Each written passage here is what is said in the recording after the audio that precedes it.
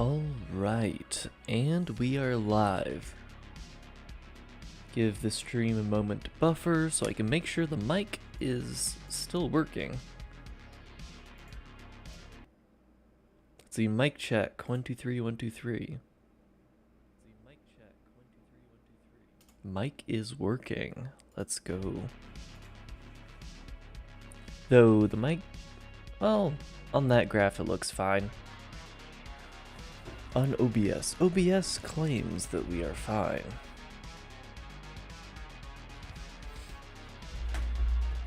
The Twitch app has informed me that I am streaming.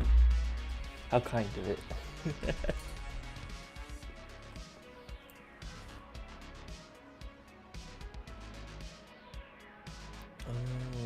Alright.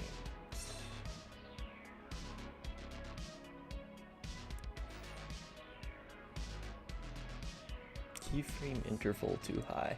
That's kind of funny. So whenever I have the stream working good for YouTube, Twitch starts complaining about it. Keyframe interval too high.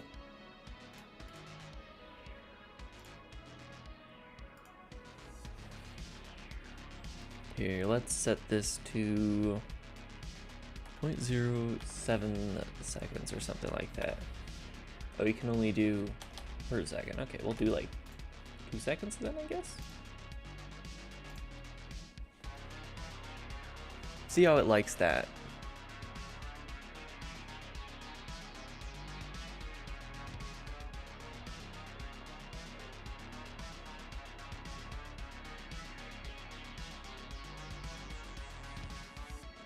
Seems to be fine. I mean, it's not like we have any like quick, fast movement you need to watch on stream. And that looks fine. We're good. We're fine.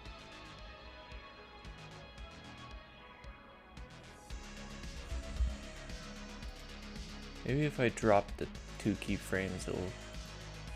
Actually, it already is at 2 seconds.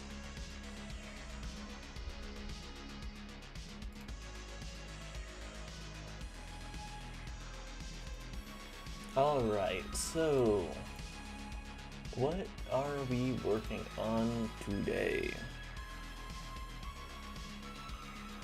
There we go. Today, we're working on actually adding the runtime into the engine. And the way that we're going to be going about this is first, here, let's close all this. First, we're going to make a runtime purely through WASM time. And then, let's see, I have a GitHub thread open with the WASMer guys, which I can bring up. But yeah, where would that be? It's like,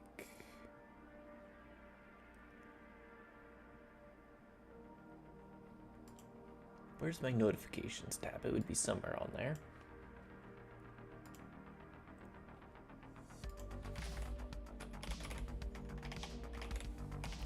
Just look up WASMer. It's probably one of the top, like, most recent issues opened. Probably.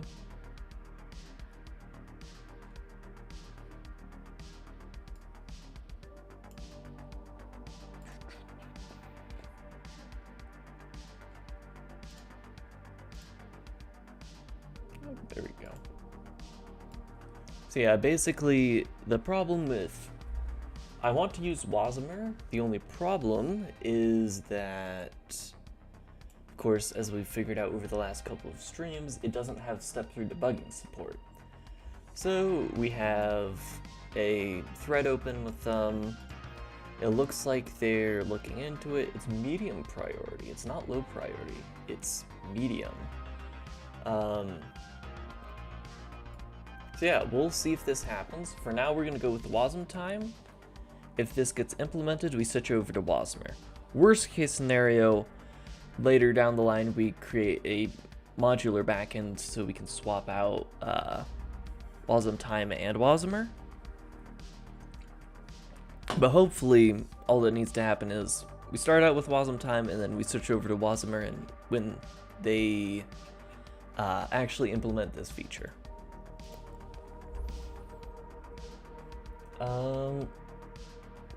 So yeah. Right now we're just going to be implementing the scripting runtime.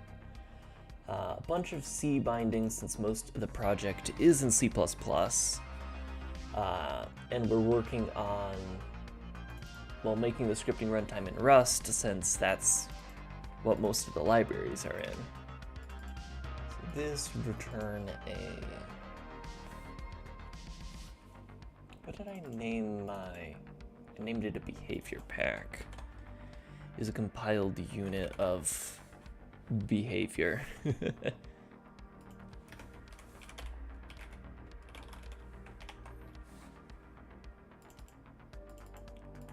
Then where does the module... I'm still newer to Rust. I'm like learning it as I go. Behavior pack is private. Would I say... Oh. No. I set this to public.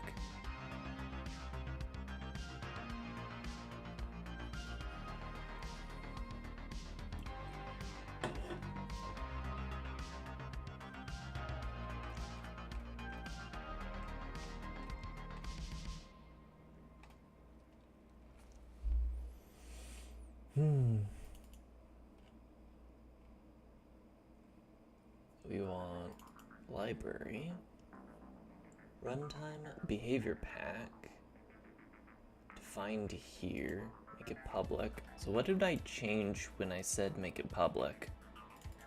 Is it... Oh, it's not anything to do with that.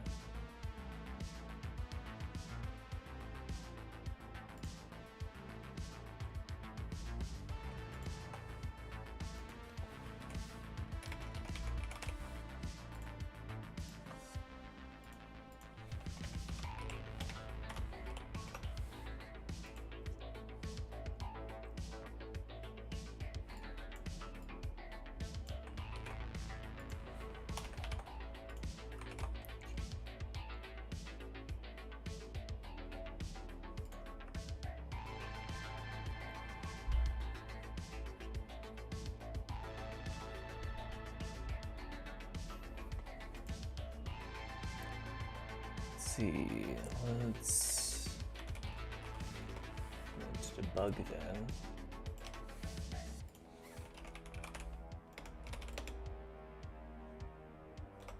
That's how you define that, right?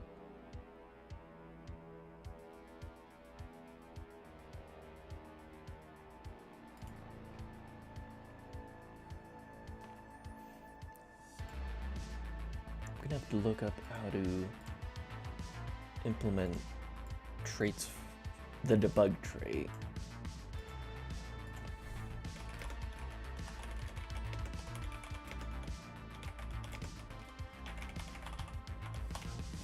Maybe I just need to remember how to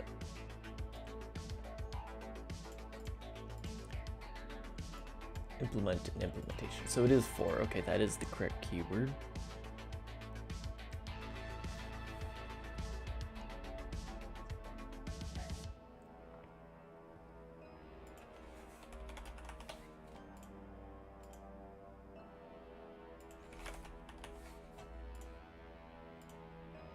Okay, so it's just that a namespace weirdness. And then what is going on here? Mutable formatter, okay. Do I still have to do? Okay, I have to do the full namespace still.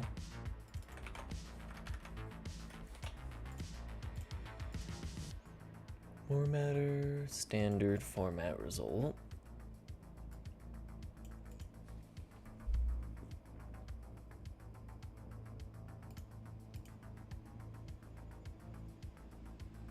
Oh, right, because it doesn't debug. Let's get just name.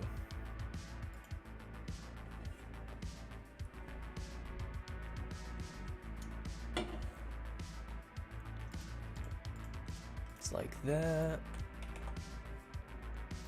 This is an interesting thing. I'm gonna look up what that is, because this looks interesting.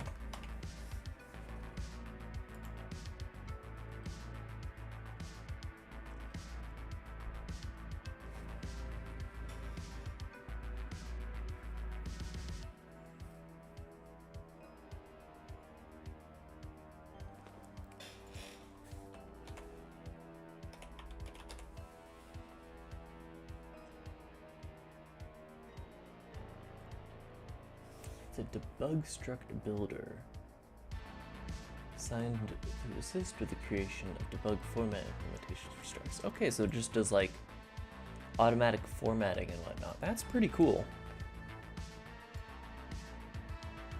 All these nice little quality of life improvements.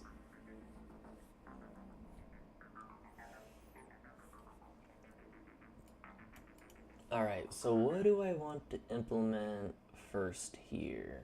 Well, actually, let's check if our lib is working yet. Behavior pack. Okay. So now it's just complaining.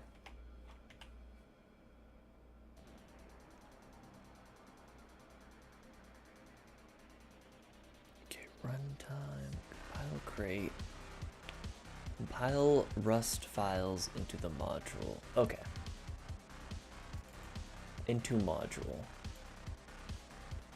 So this is where I would... What was I thinking here? Here I was thinking that I would pass in a file name and that this would get... directory path if I'm being like super specific, since we run crate commands. We would return a behavior pack from this. So I want just create root.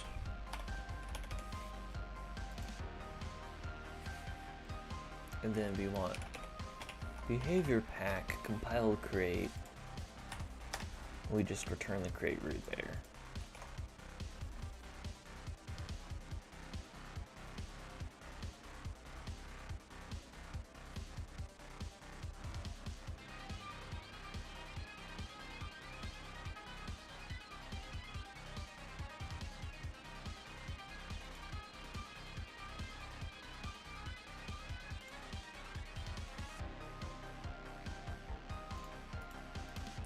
So yeah, let's do this first.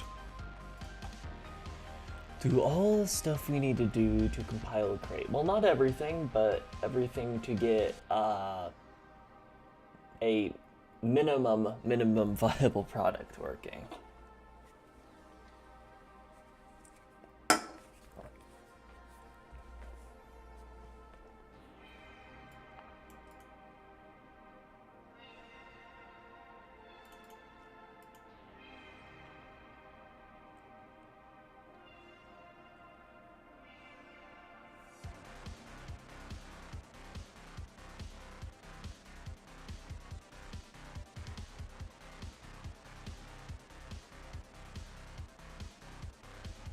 So interesting thing to think about is, do I want this to be the serializable version of whatever, not tied to runtime?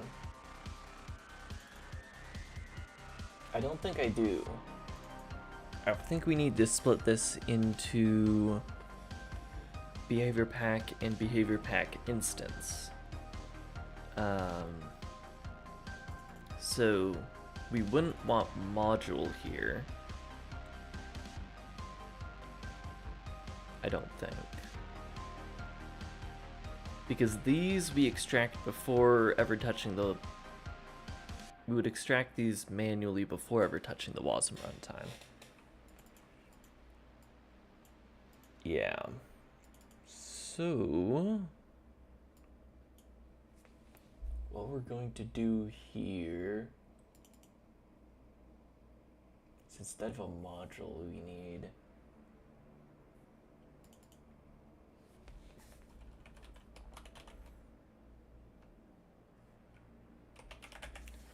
say module data, and this is going to be a vec of UAs. So that's just a compiled WASM module, serialized compiled WASM module, and our metadata about that module.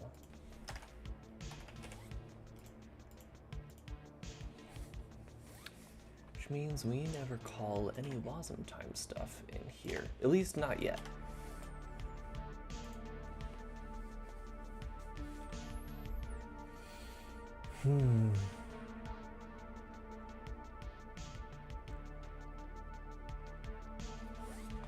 So first we call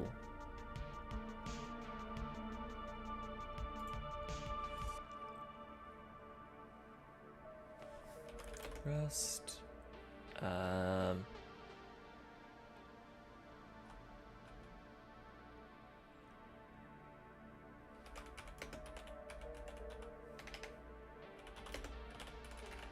so we have to invoke like system or something like that.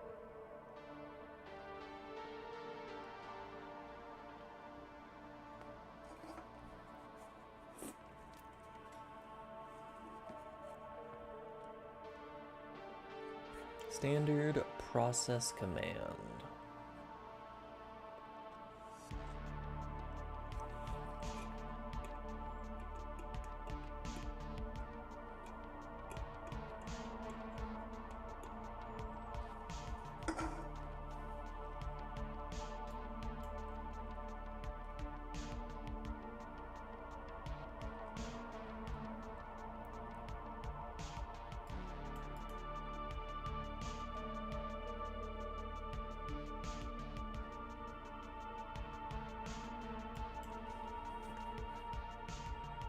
So what we need here, this should probably return a result.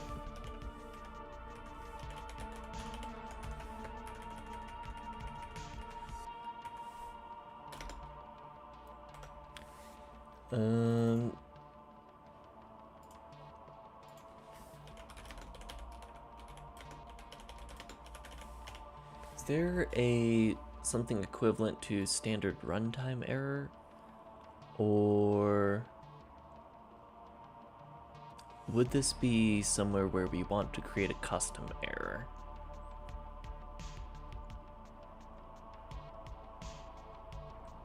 For failing to compile a crate.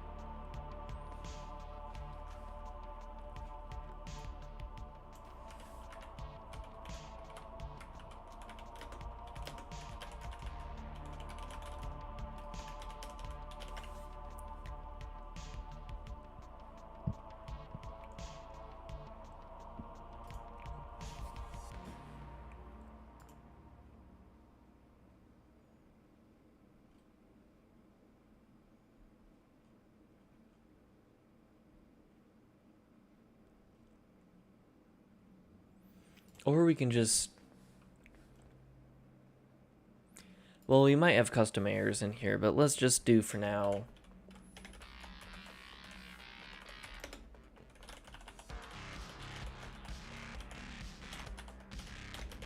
Let's test this out.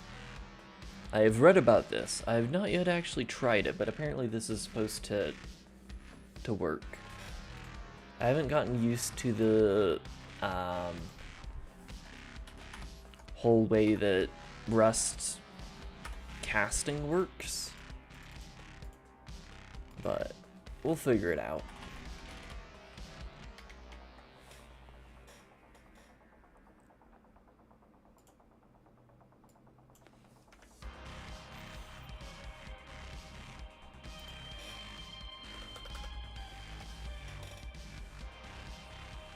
So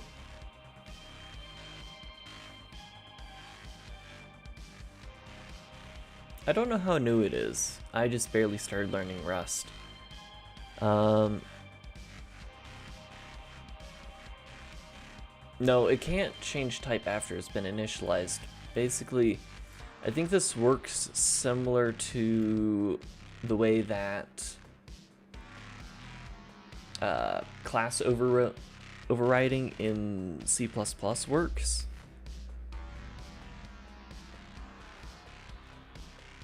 So you can have a pointer to anything that implements the error trait, and then you're able to interact with all of the variables provided by the all the error traits. That's my understanding of it. Though I have heard the question mark operator is able to just throw into there, which is the main thing that I want it to support.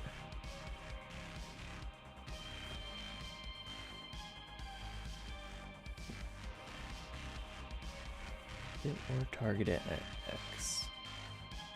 Not quite sure what that means, but if this blows up, we'll fix it. The question is, what do we want to do first? Do we want to do our pre-processing of files, where we parse out jobs and components? Or do we want to actually try to compile the module first, and then do our pre-processing? I think we do pre-processing first.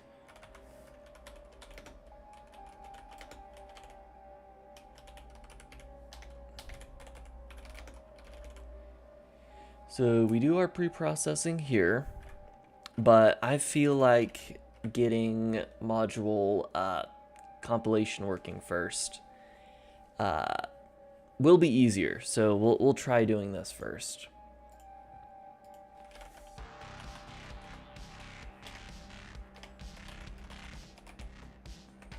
Is it just FS here? Yeah. And then we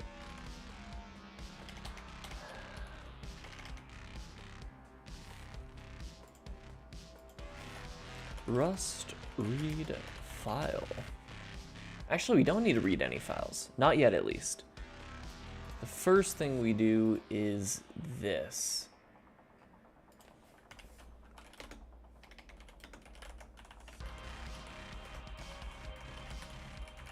Command.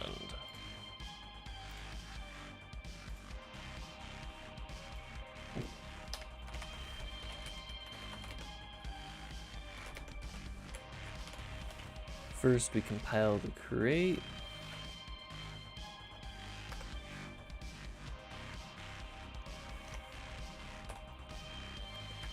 Args. So we can add one arg at a time, or we can add them all at once, which I think is what we want to do.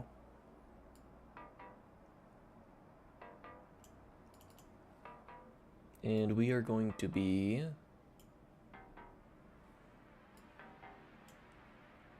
copying this command here, because that is... Ooh, can we set flags though? That is the question.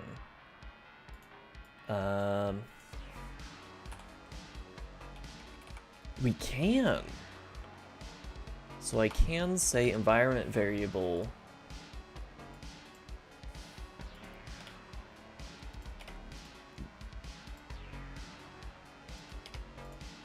we can do one arg at a time.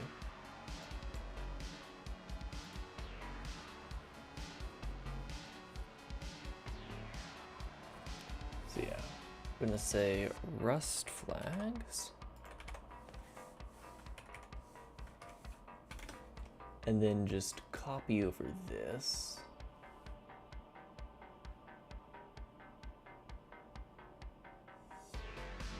Look at all that. And we're even going to add in a little bit of math here.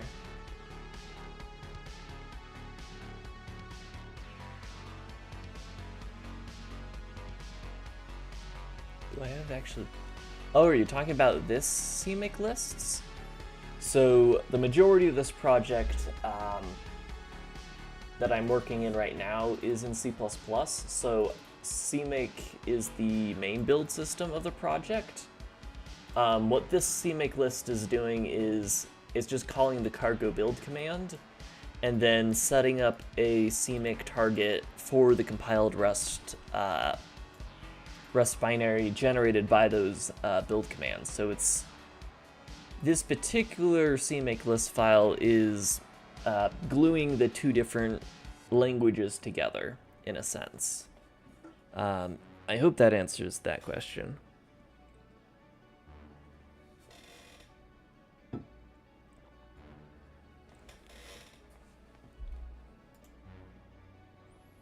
Yeah, it's not a IntelliJ like auto-added file. I put that there intentionally, and I realize that's a sin.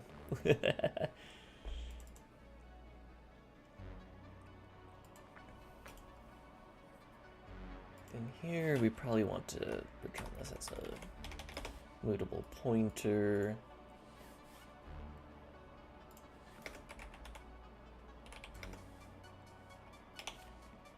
It will match this if it is okay. Non-mutable. Oh, that's perfect. It's exactly what we want.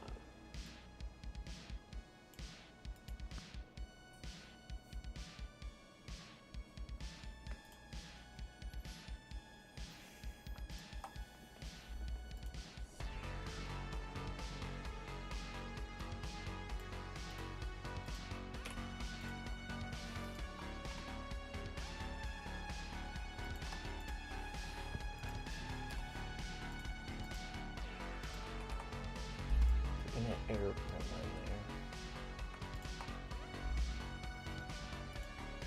there. Okay, so Rust flags is set. I'm really glad it's that easy. And we got cargo.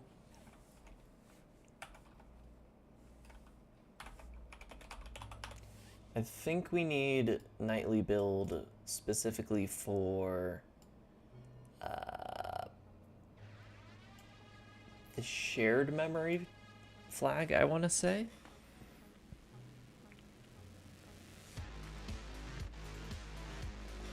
It might have been just the shared flag, so I'll...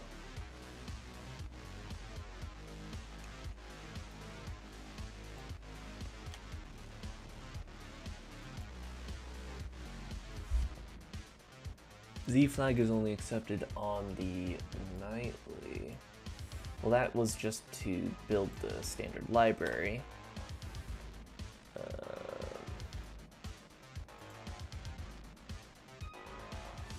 Shared memory is disallowed because it was not compiled with the atomics or bulk memory features.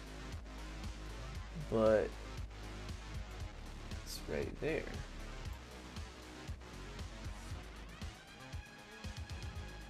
Disallowed by the stand. Oh, so this. Okay, so we do still need to build the standard library, which is only available on the nightly build. Okay, so we do still have to use nightly Rust for this. So far. Not the best for the stability of the engine, but it's fine.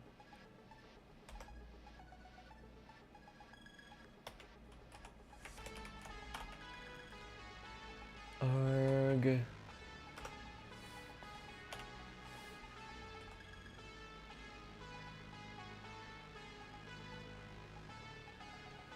Do we want to do release and debug yet?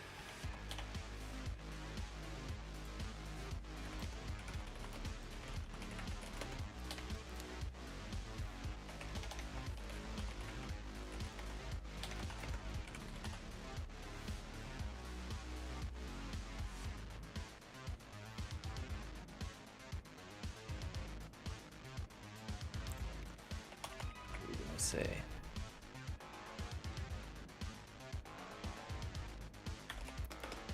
So at the moment, to answer the question in YouTube chat, I'm not actually using Rust for writing the scripting language. I am instead using Rust as the scripting language. Though I am using Rust to run the runtime that is running the scripting language now as well, so basically we're just using Rust for everything scripting at the moment. And the reason I'm going with that instead of the custom language that I was working on before is just simply because I think it's going to be a lot more secure if I use WASM, and I don't really have the time to write a custom language anymore. So it's a combination of multiple things.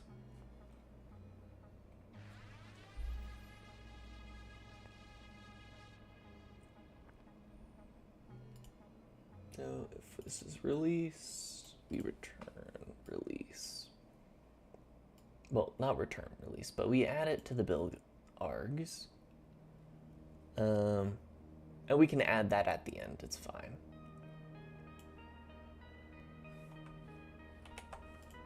And then I believe this is one argument, so we can just add it.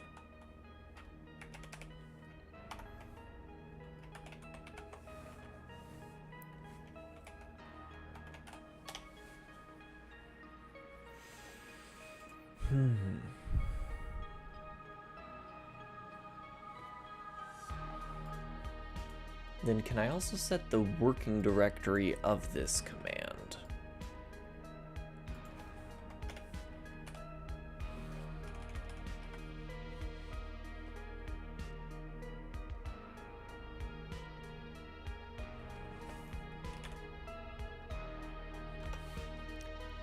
Current dir. If the program path is relative, it's ambiguous to whether it should be interpreted as relative to the parent's working directory or relative to the current dir. This behavior in case platform is specific and stable. Recommended to use canonicalize to get an absolute program path instead. Okay. So we'll do that.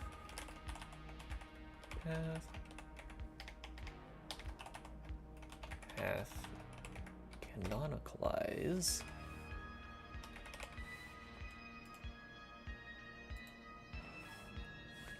And let's do a use statement for path.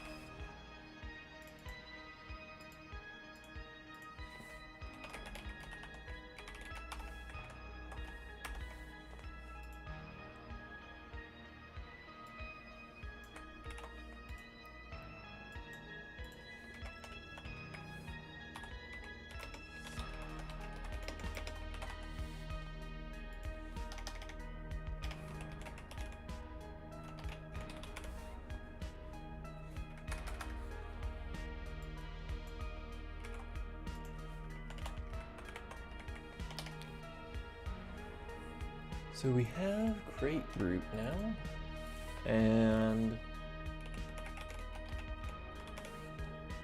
set this to, do I have to unwrap this? Oh, apparently I do.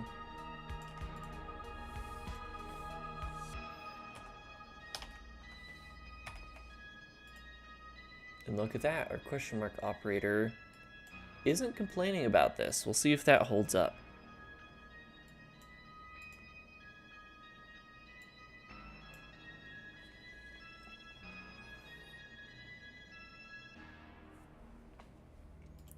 Okay.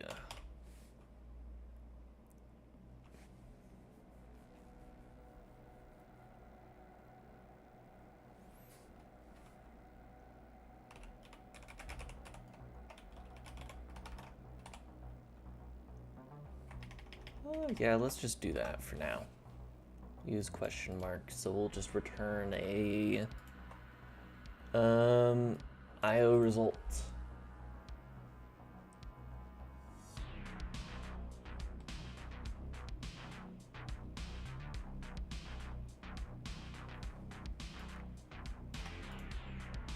And we don't actually need to use the return value of this. We just need to know if this executed and compiled our binaries or not. And then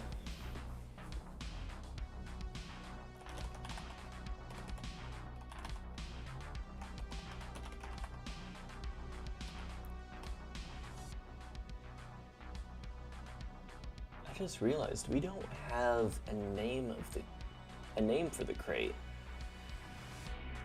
We should probably set that in the build command.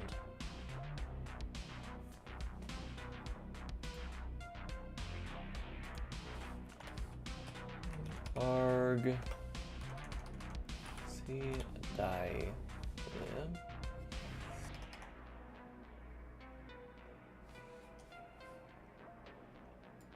Usually, we could set this automatically in the crate settings.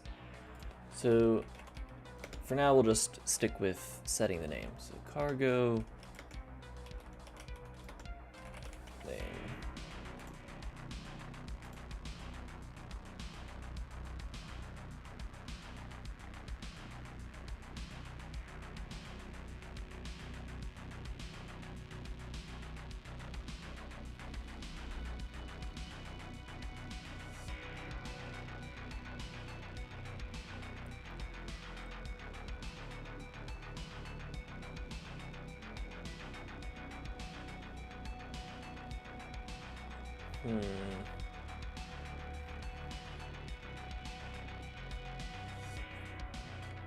My eye is acting up.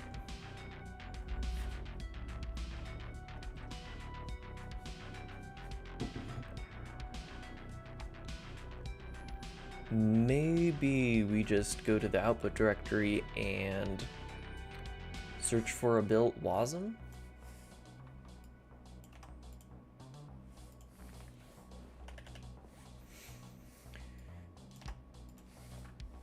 I think that's what we do for now.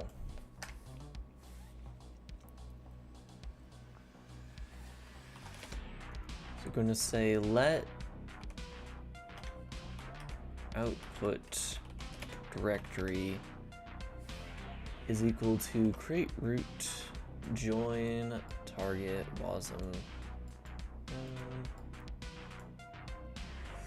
Oh, I wasn't even thinking about that, but that is correct.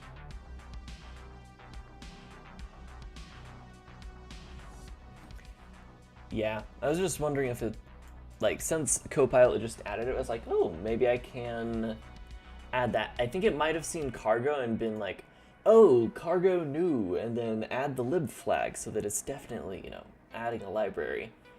That might have been where it was going with that, but yeah. For example, my testing scripts, their toml, crate type, C dynamic lib, and that's the only library type that is supported for WASM outputs at the moment.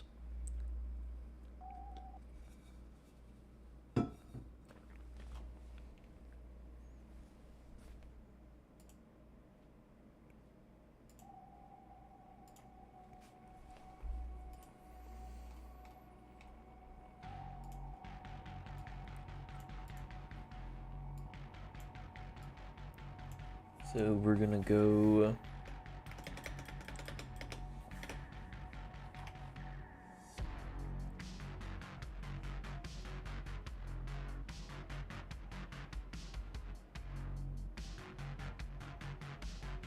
so that wouldn't work. But what we want to do is path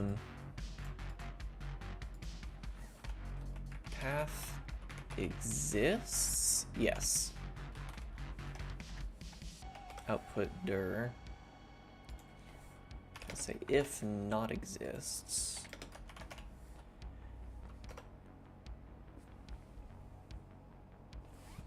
Oh, that's. There's an into from string into an error. That's cool.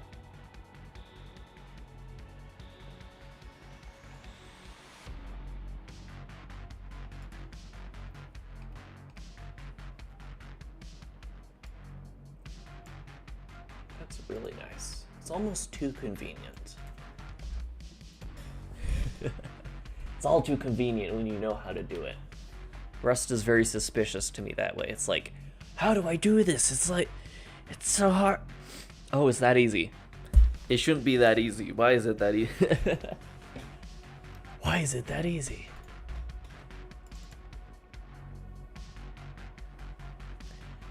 We're gonna say output directory was not found.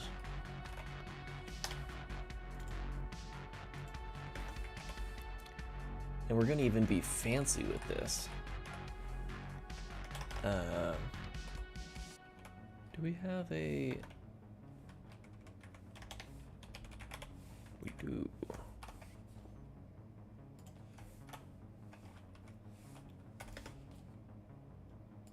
Format directory at...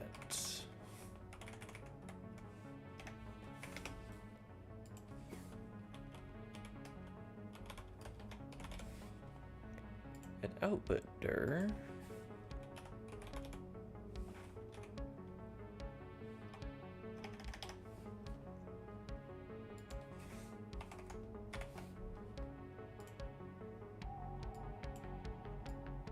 Was not found. There we go. Now we're being all fancy. Next, we have verified that the output directory exists. We have found it. So let's go.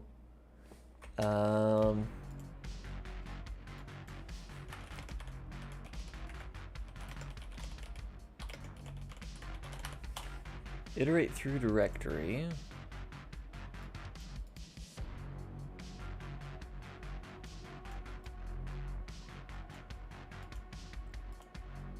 So it's just read dir.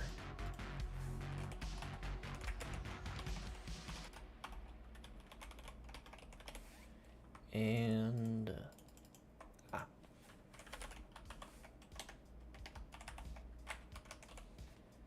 standard fs read dir returns an iterator over the entries within a directory.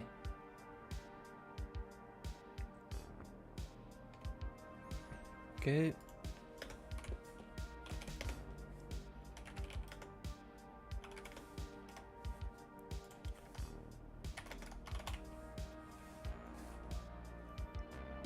If path dot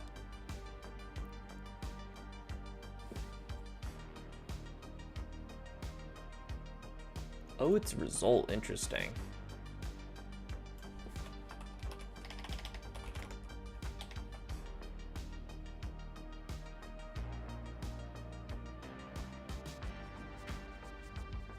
That's a good way to describe it, to be honest. It's like, I'm very new to Rust. Like, I've picked it up within the last two months. But with all my experience from C++ and whatnot, it's at once very unfamiliar because it's a lot more restrictive in how you do stuff. But it's freeing in the sense that I know once I have the code written, it's like 80% sure that it's going to work on the first try. And then those 20% of times that it doesn't, it tells you exactly why it doesn't. And it's just like, oh, this is amazing. Why haven't I been using this forever?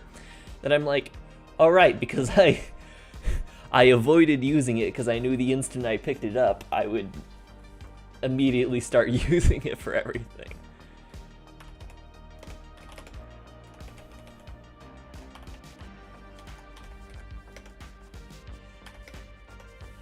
So we're gonna say if one of these paths in here is an error, we're just gonna continue. And then yeah, path unwrap. What the hell? Okay. Oh, we just scrolled to the side without realizing it. So now.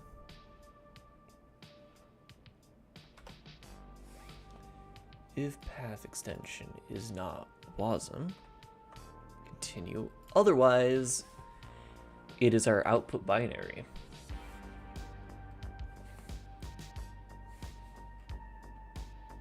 So I'm going to be a little cheeky. I guess not cheeky. What would I call this?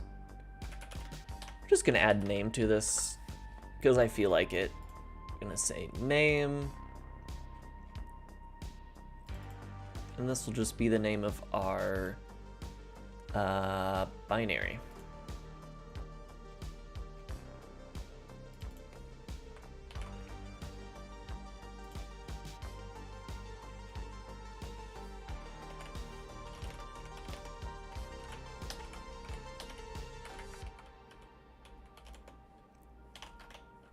See, and I think I spelled that right.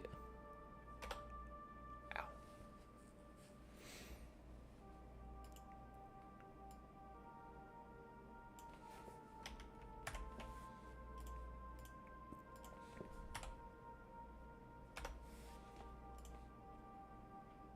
Yeah, we can just do string new, right? Yeah. So we just have a default constructed behavior pack, or empty behavior pack. And then, oh, I want this above our search for paths, through paths. In fact, I want this before all of this, because it's our output and we're going to be throwing data into here as we go.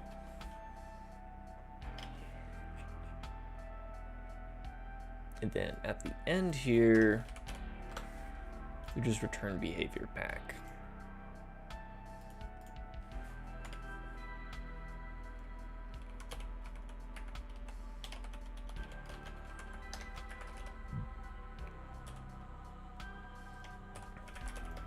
Name is going to be equal to path file stem unwrap to string unwrap to string.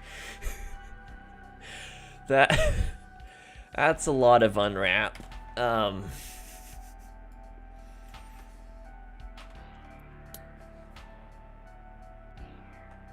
Can I get away with into?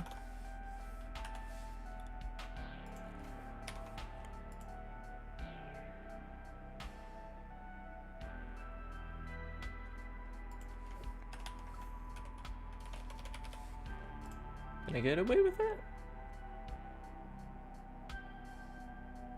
Found 0. Oh, expected 0, found 1. Oh, right. Okay, fine. We'll stick with the Copilot suggestion. Not options. Okay. So it has to be unwrap.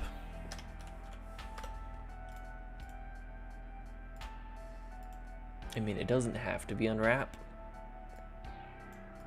I never want this to crash. So we're gonna go or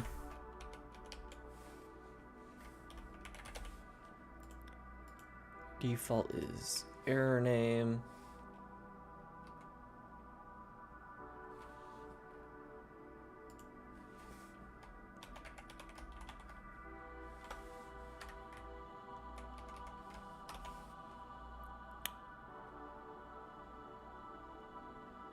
OS string, okay.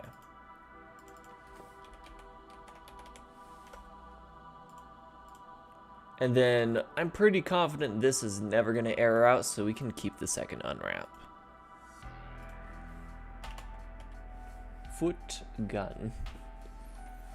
I don't think it's a foot gun though. It'd be funny if it was.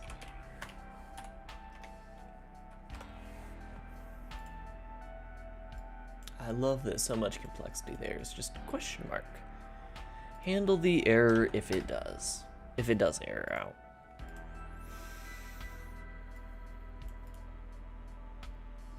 And there we go. That's our module data. That's our compiled module. I think. This is what happens when you do several weeks of research before writing out your scripts. You get it done in 60 lines of code.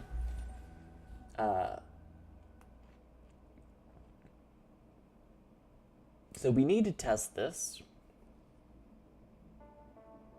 So let's test it. In fact, let's test this from our C build target, or C++. You know what I mean. C-style language build target. So archaic and barbaric. So many unsafe memory. Okay, I'm gonna stop now. First, let's fix our library though, because this is going to complain that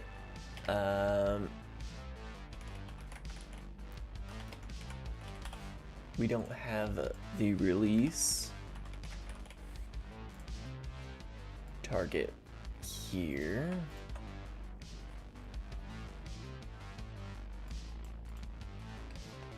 And I'm going to add to our module API just a field to get a module's name.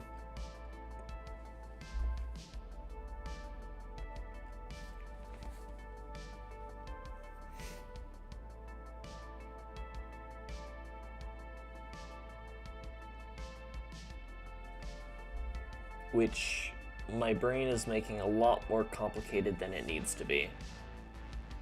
Dang it, interacting with libraries is hard. Because I can't just pass a reference. Well, let's start out our function. So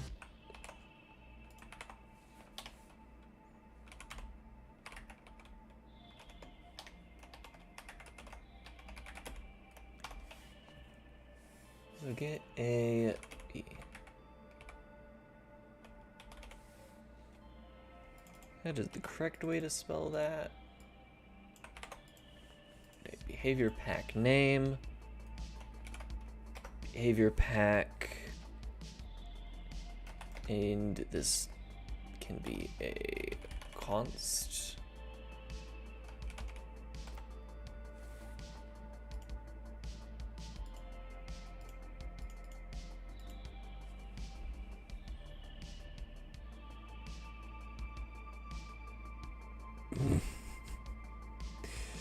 I don't know what's going on here.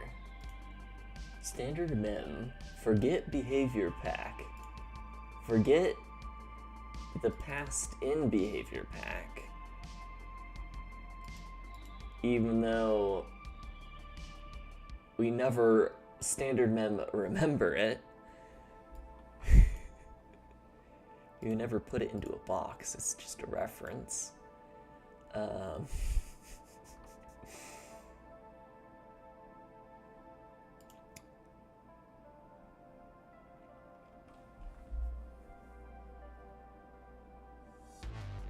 Here's what we do. We need a standard way of passing vectors to and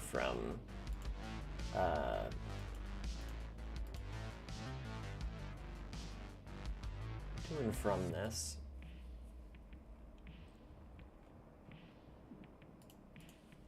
So I'm going to create a new pub struct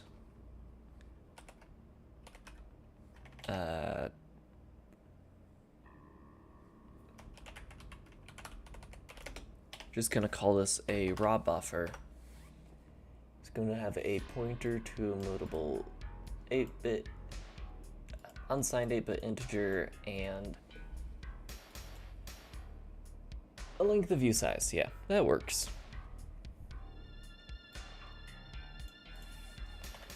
We're gonna go like that, so it's actually represented in our C bindings. And then here we can say name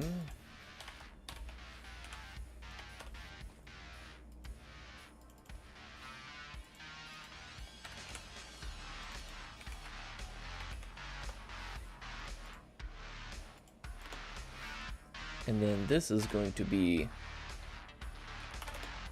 mutable reference to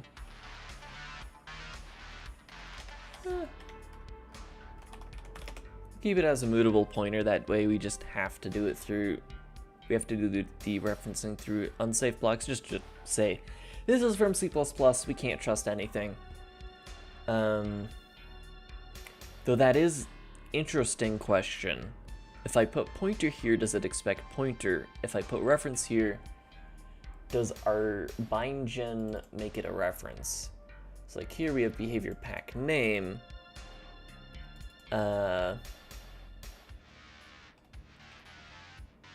So if I say reference here,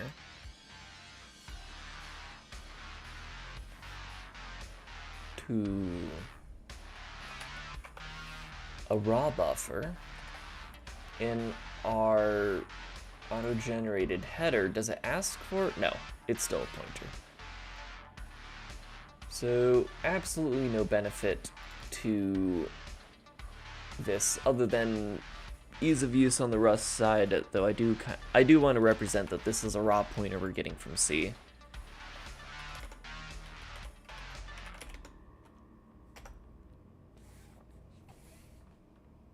Keep this as name.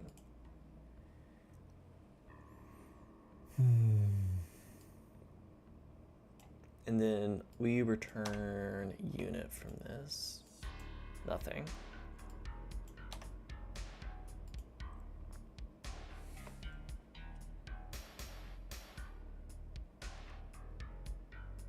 So what is as bytes? This returns a slice. Okay.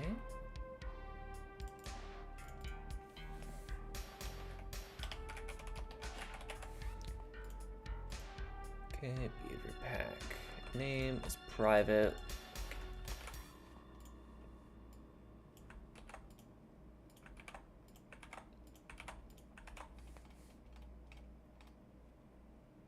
Back to here, I want both of these to be public as well. So we'll just do that now.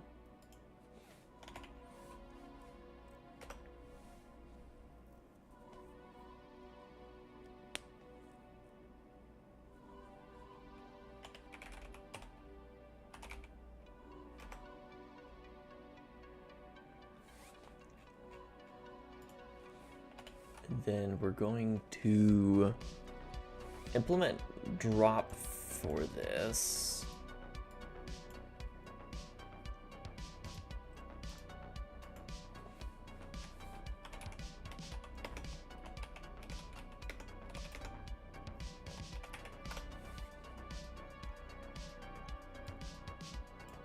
If our pointer is not null,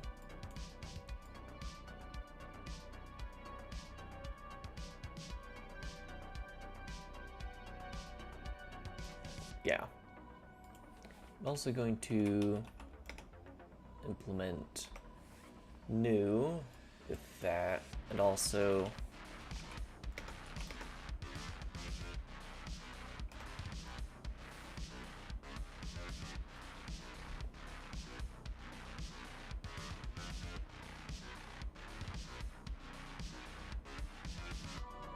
I mean, that's one way to do it.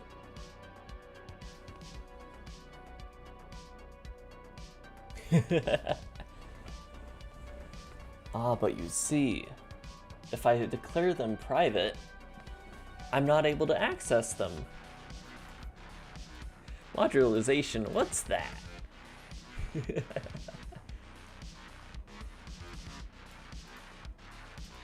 Controlling data access with getters and setters? Cringe.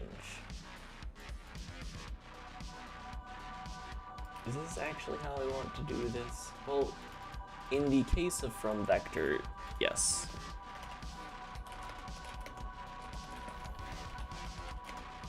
I should probably implement an actual, like, implementation of from.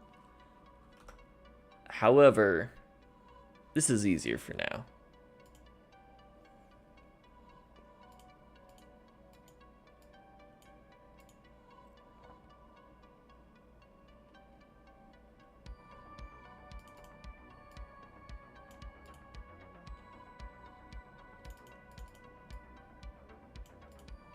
slice as pointer. And then, actually, wouldn't I want to copy the memory?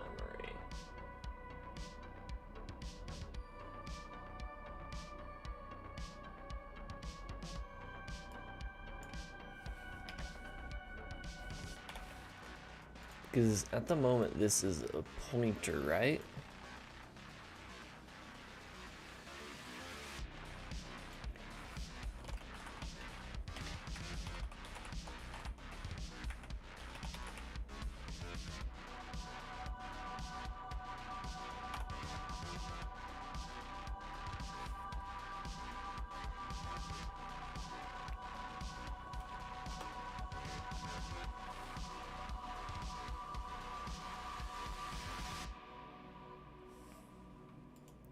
Oh, I love the macro system in Rust.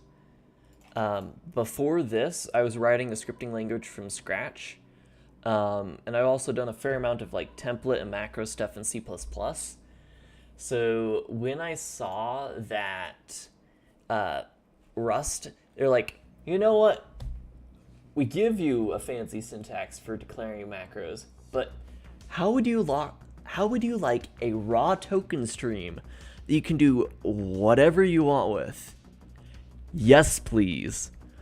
Oh, that's so much better than anything else. It's just here, token stream. It's so nice because you can do whatever you want with it.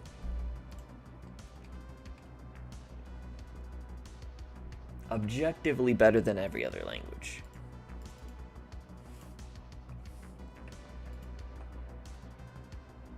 Creates layout bypassing all checks.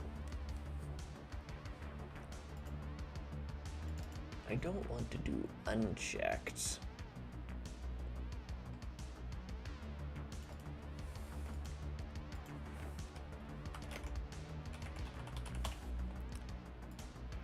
Let's see, malloc.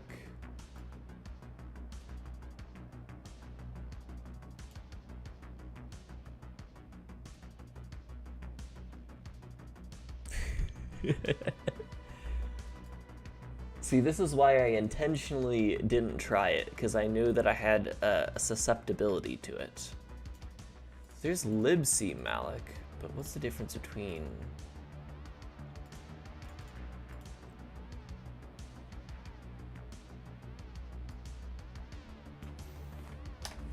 Maybe I just...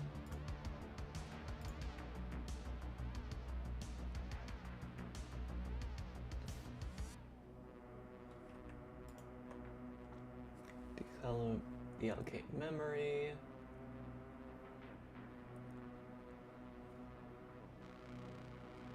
Realloc alloc. Allocates memory with the global allocator.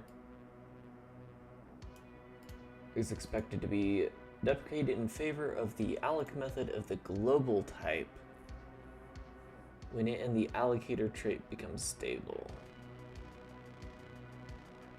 But it's not deprecated yet, so we're still gonna use it.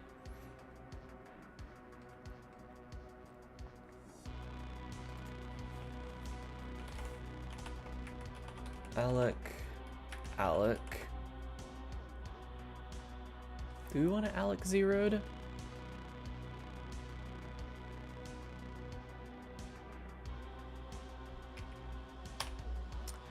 I think we still... We use the unzeroed version, you know, we're gonna be unrust about this.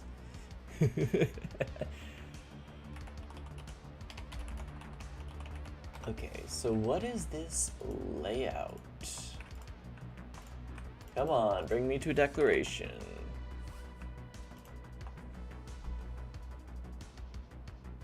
The size of the recursive block of memory and our alignment. And alignment is a struct. Oh, it's an alignment enumerator.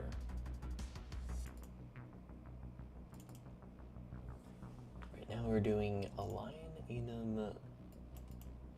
Okay, so it's just an enumerator. So just gonna say layout. We're gonna do this manually.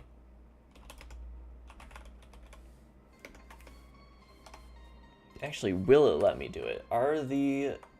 Okay, they're not public, which means I might not be able to access them.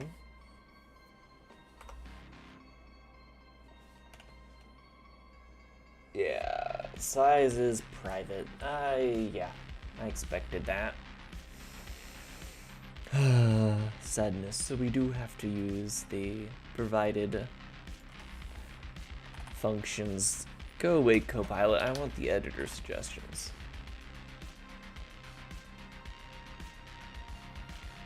From size align. What's this check? Align must be 0. Align must be a power of 2.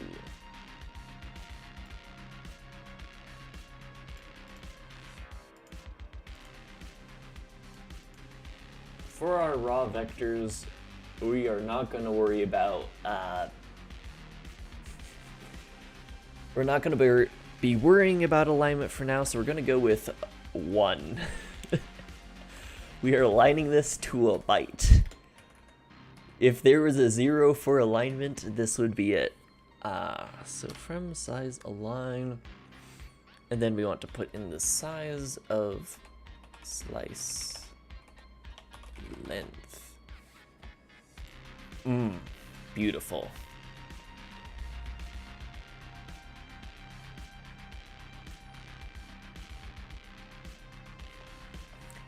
Alec. Layout. I cannot spell.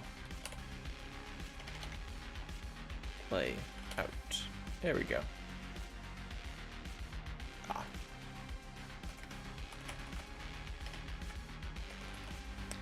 I'm aware that this is unsafe. Then again, I've spent so much time with C++ that, you know, forget. Expected, oh, found result, okay.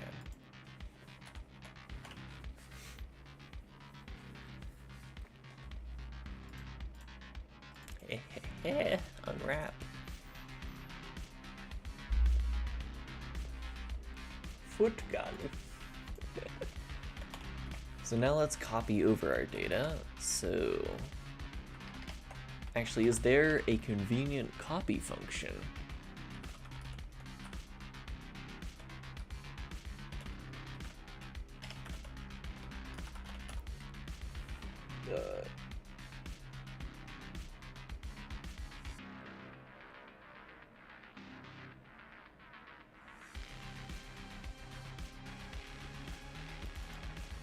Would clone into be what I want.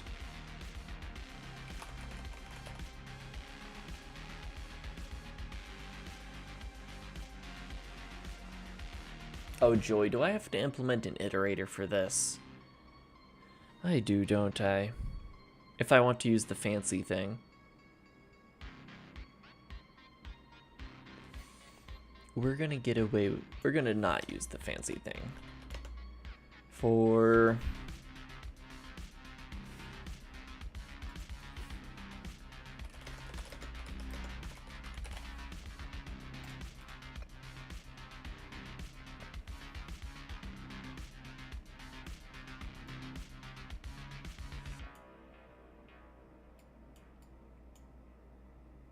okay, so I would do dot enumerate.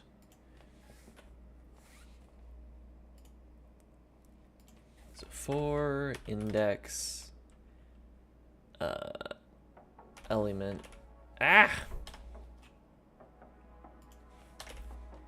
for index element in. It is for in, right? No. We use the C syntax, or C++ syntax. C does not have sized for loops, or whatever the name of it. They don't have for eaches in C.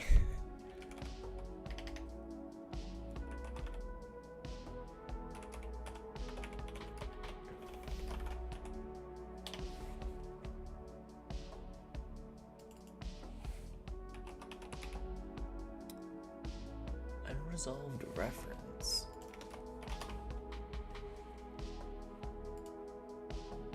Oh, it's because this needs to be a tuple and I defined tuples wrong. Because why would it ever be curly braces? This is also complaining. It is in. You have led me astray. Oh, I'm just stupid. I was looking at this.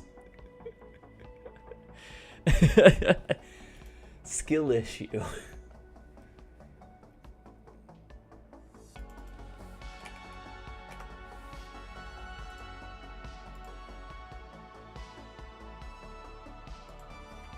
Dot enumerate.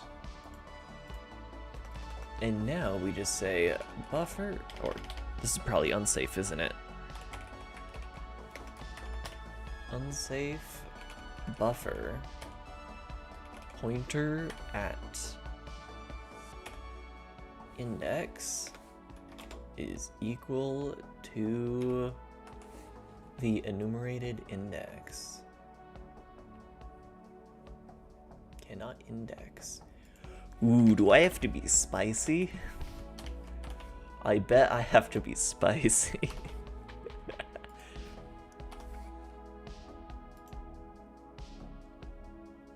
Cannot add U-sized mutable 8-bit. Okay.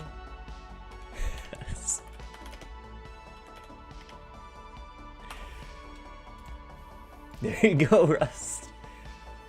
Oh, interesting.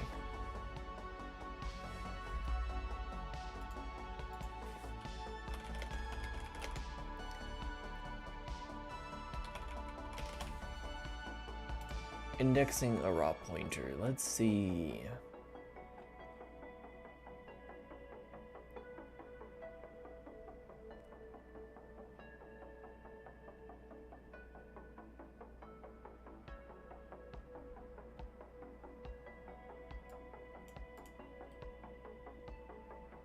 Oh, so there's a pointer.add function that maybe works. I think I've used it before, actually.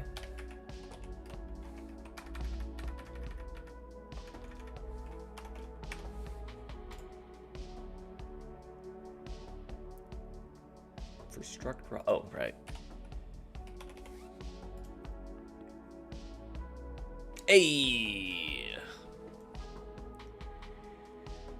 Expected U8, but found a reference to a U8. Behold the power of dereferencing.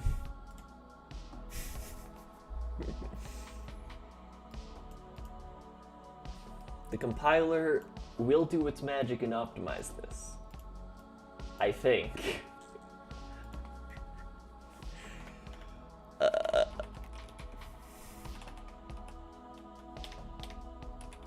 Is there a mem copy in Rust? It would go against all Rust stands for, but let's see. Rust mem copy. Rust safe version of mem copy is U8 copy from slice. Copy non-overlapping.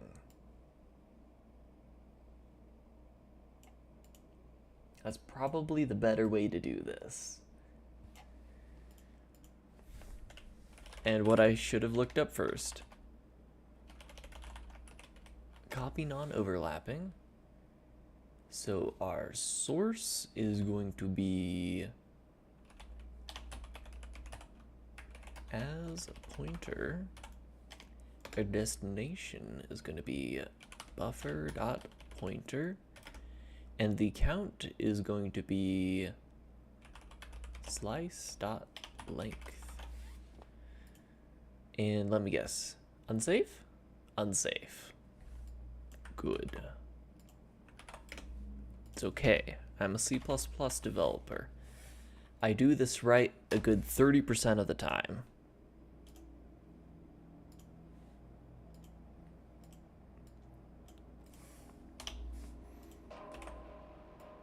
This looks...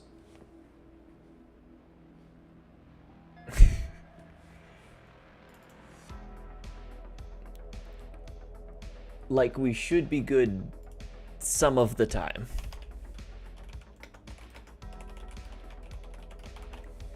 So finally,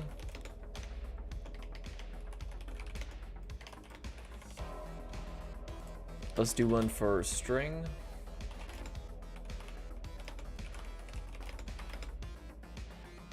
Oh, we'll turn Copilot back on, see if it,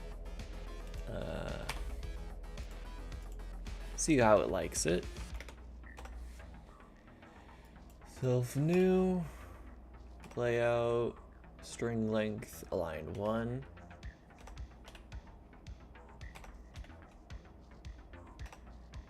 Oh, so we can just do the same thing, and it doesn't complain. The power of unsafe.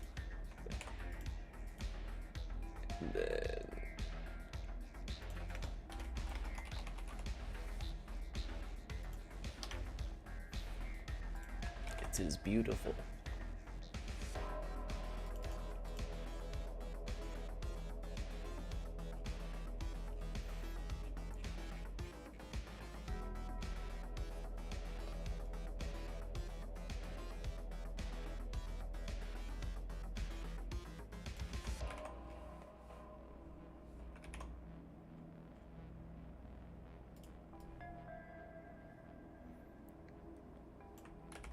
We're gonna drop this in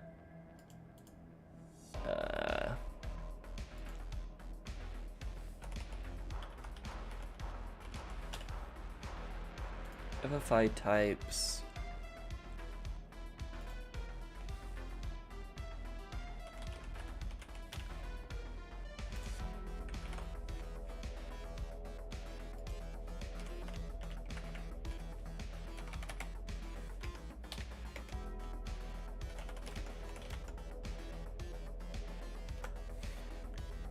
Oh, we'll just have our raw buffer type.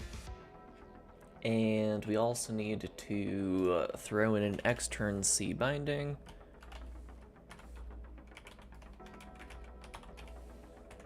No mingle. Mod. FI types. Use FI types. Raw buffer.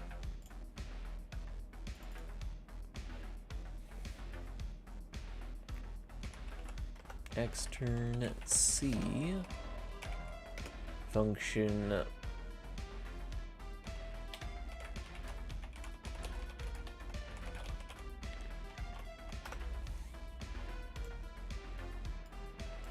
and that will delete our buffer.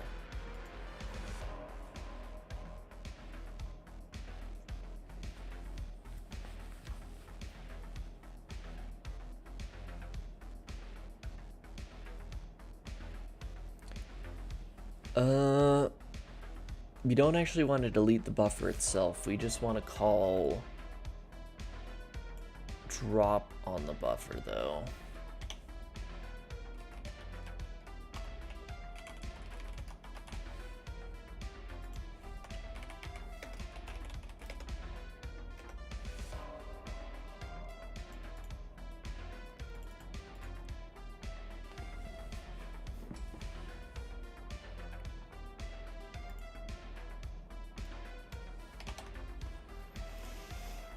Okay.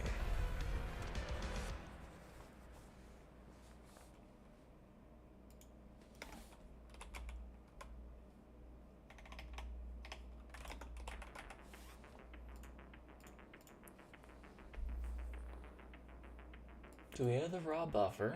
We can drop it from the C++ side, which is important. So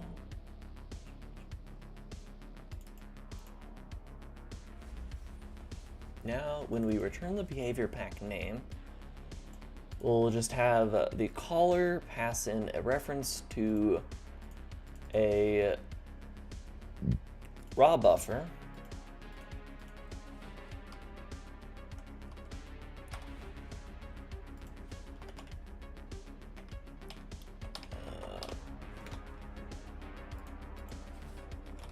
Rust document arguments.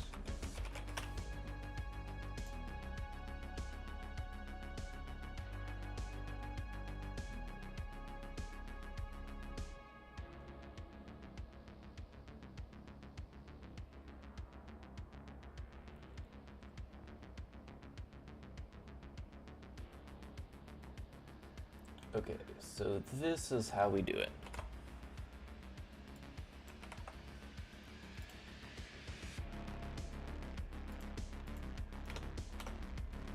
Pointer to behavior pack, name, pointer to a raw buffer struct, right to an uninitialized, that's important.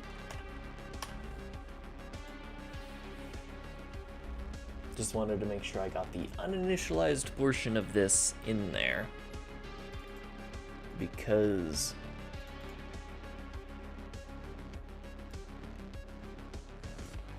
we want to set name equal to raw buffer from slice.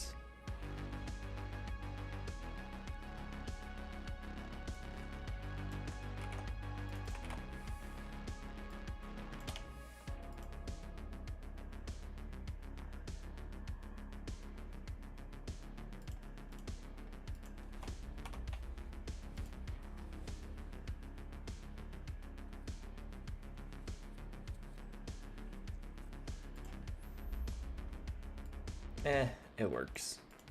Though, if we wanted to be cleaner about this, we could just say unsafe name is equal to that.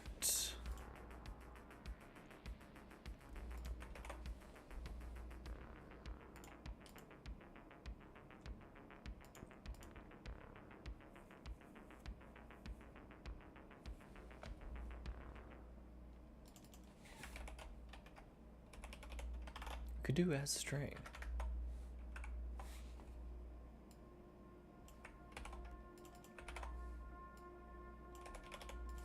I like that better.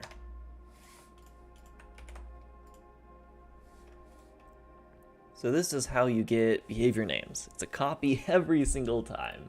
Efficient.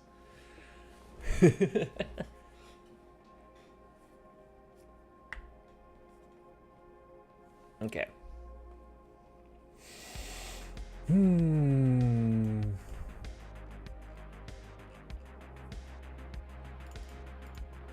Anyway, this means we can actually test the entire thing pretty easily. So, on to the tests. Let's run CMake real fast to make sure that our header files are copied over. Okay, we are failing to compile our Rust module. Shall return to code 101. It's telling me that I need to go to Rust 101 before trying to stream Rust. Who is this poser? Is it me? Couldn't be. I always know what I'm doing. I turned into a Dr. Seuss book there for a second, which isn't bad. Just might be kind of cringe, which isn't bad.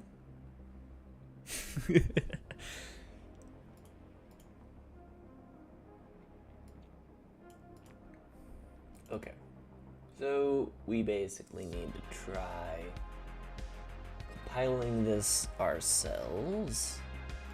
Test WASM scripts.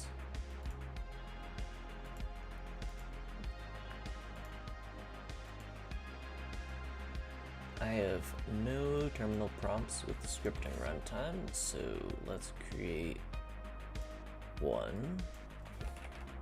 Cargo build release. Unknown field. Actually, it's probably both CMake thing. Okay, yeah. It doesn't matter if it's debug or release.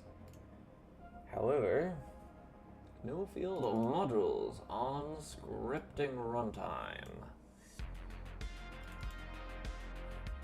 It is not here, it is not there, it is not in there. Is it in here? It is!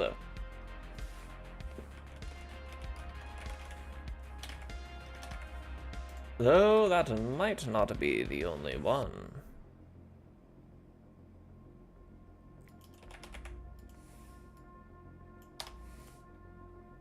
Actually, we can probably derive debug now.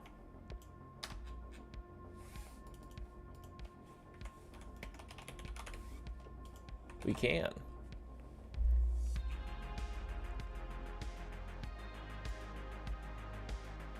Modules in runtime mod.rs.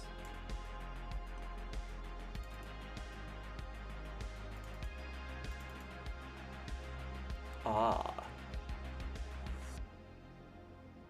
I see. Engine and store. Do not implement debug. And they don't implement clone either. I only realistically want debug because I don't want to be able to clone a scripting runtime. We don't want drop. We want debug.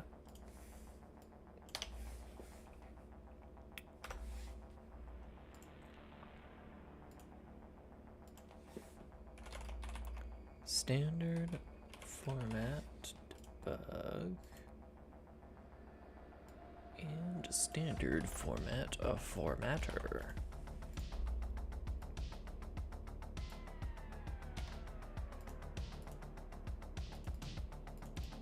Yep. So we will not derive anything, but we will implement debug.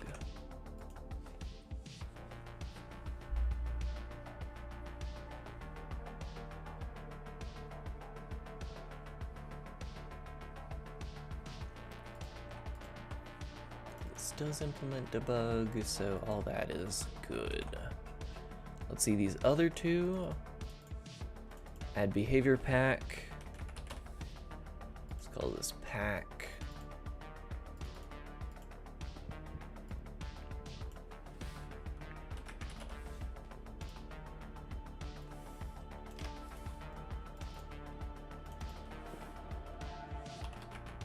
Loaded packs, push. Pack. Get pack. For now we'll just say, well, we don't have a API for that. We'll figure that out later. Once I pull over my ID system from the engine, because we do have an ID system that we use for assets, though I may be switching over to something more GUID based. GUID. Engine has been moved.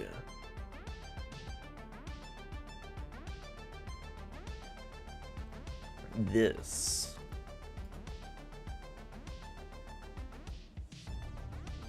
is pain. So we probably need to do... Oh, this is the new function of the scripting runtime. Aha! Oh. Simple solution.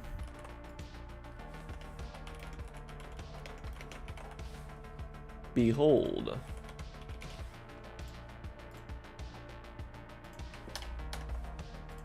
Easy solution, I think.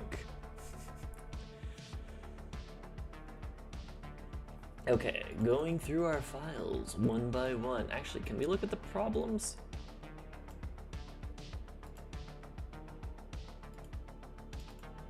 Failed to run custom build command. Okay, that's our only error?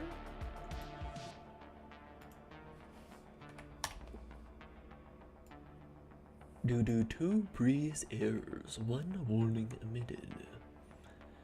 Value Borrowed here after move.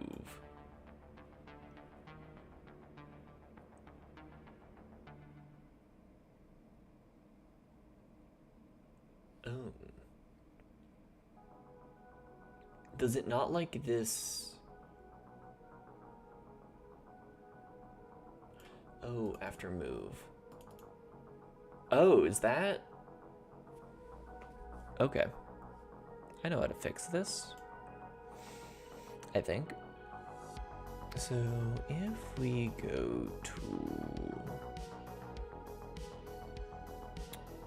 Where is this again?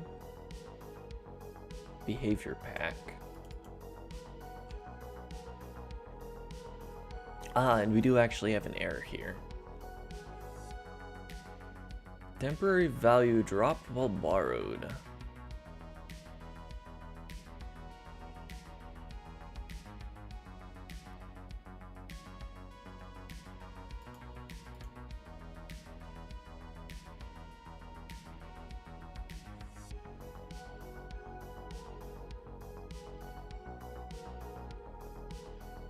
So that's the working directory for the child process.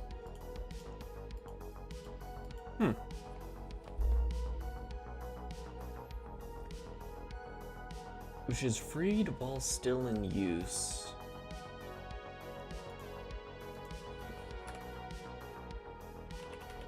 So let's fix the crate root issue.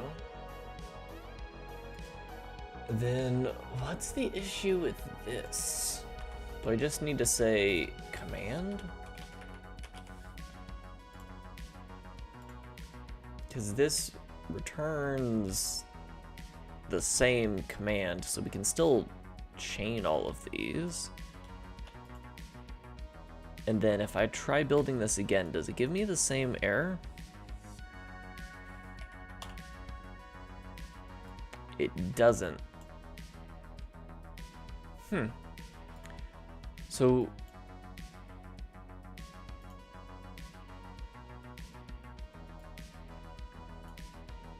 I don't understand, because that would usually be fine. Oh, okay. Interesting idea.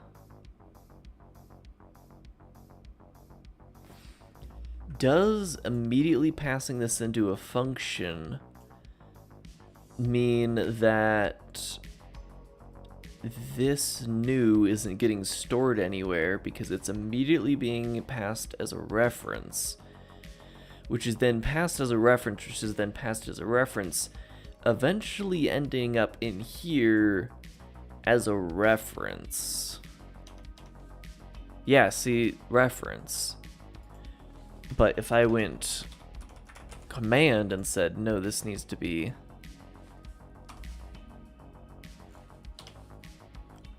it doesn't like that. Interesting. Very interesting. So that's probably a quirk of just how the Rust's move semantics work.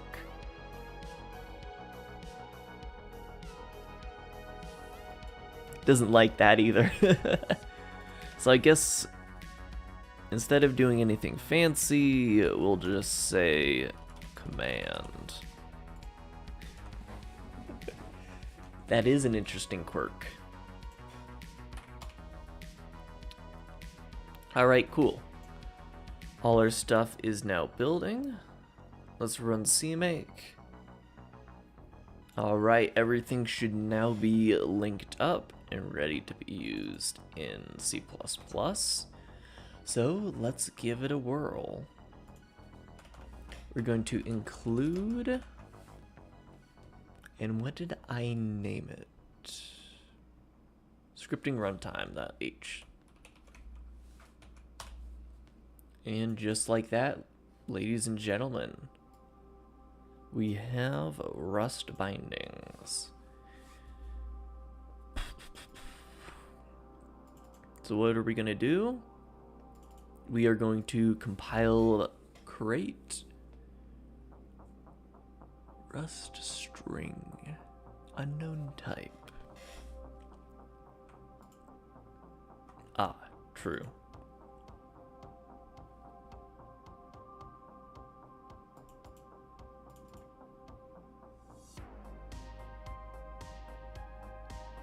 The way that I'm gonna handle this, so much BraneEngine stuff, man. So we don't want this. We want a pointer const char.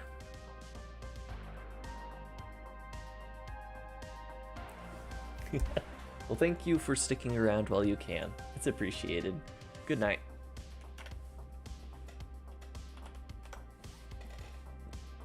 C-string up from pointer, create root, const. Yes, we want cchar here.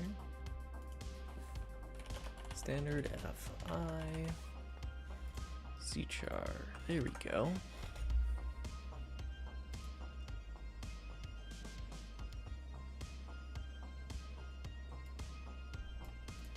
Looks good.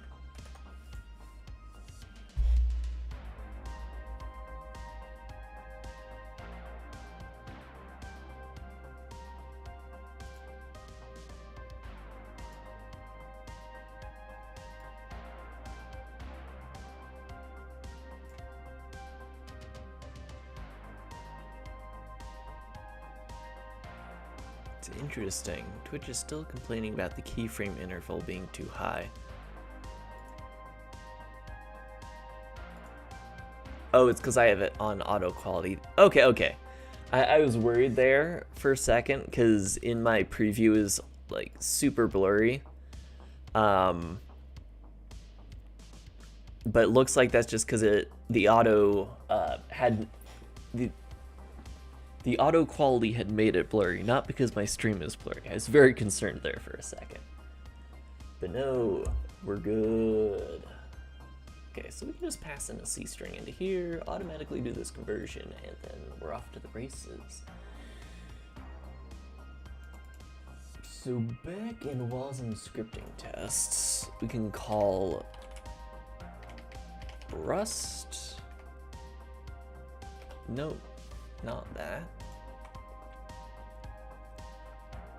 Namespace Rust script runtime. Compile crate.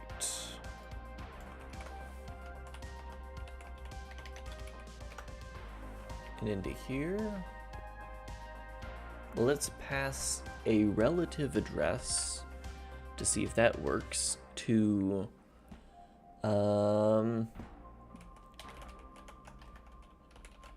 just test crate.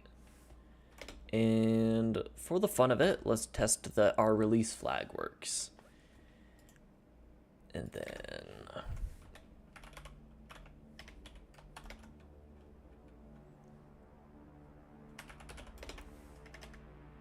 Rust behavior pack. Yep.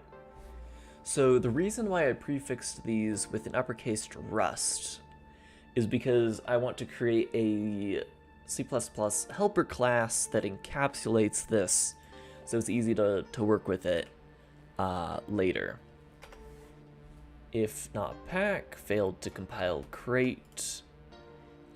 We should still get cout messages from this, or error messages.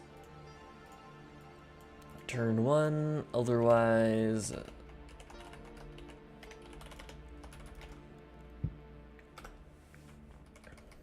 compile to crate with name. And we're gonna string view this. So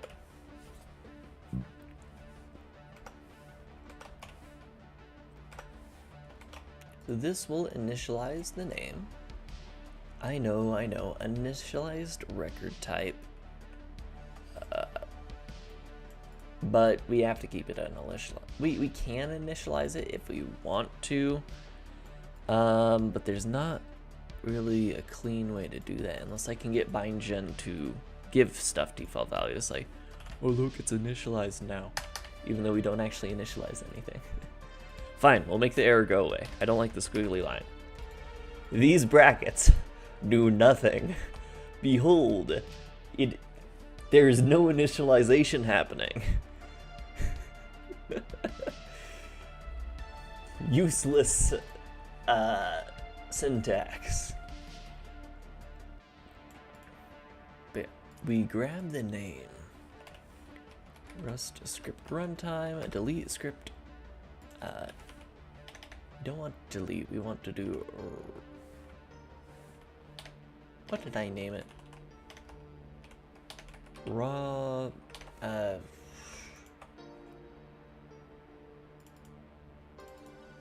Wait a second. Did it not show up? It didn't show up, did it?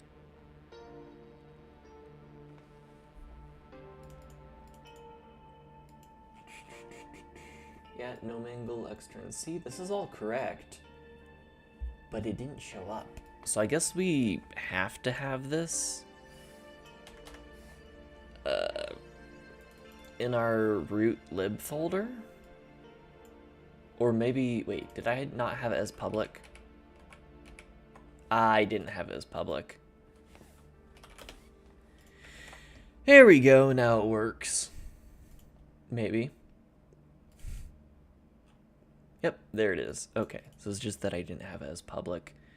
Run cmake just in case, so we recompile all of our Rust. And then back to C++.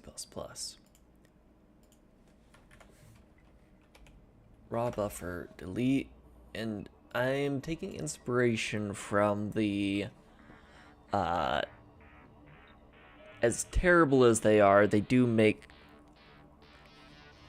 logical sense, and it pains me to admit that. The default WASM bindings, it pains me to admit that they actually make sense in the context of Rust. Just wish there was like helper stuff. So we're gonna say pack dot, name dot pointer name dot length. Let's include string view.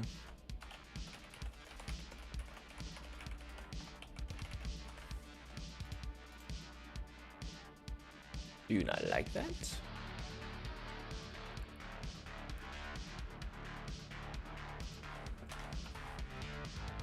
I thought string view, like this is the whole point of string view.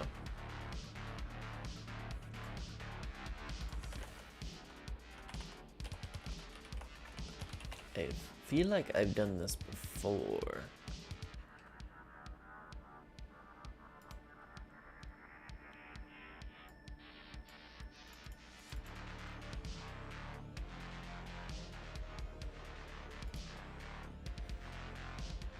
Come on, this is C++. This is the language I'm supposed to know. I wish to reduce copying.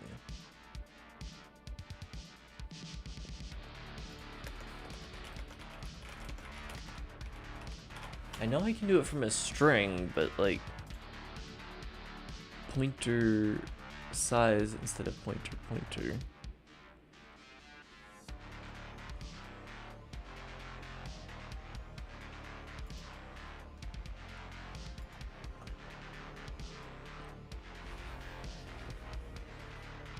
Look at this. Oh, that's just the hashing function. Never mind.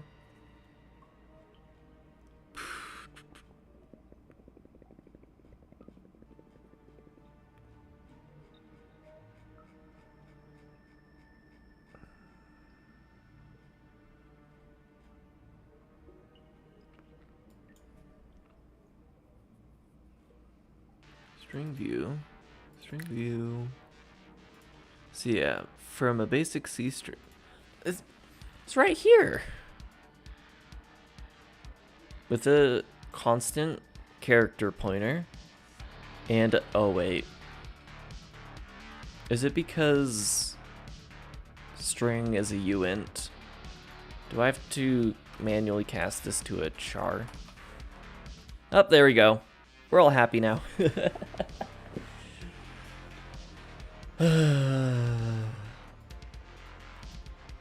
Alright.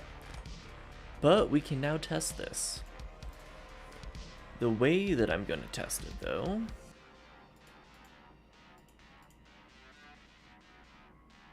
Oh, joy. I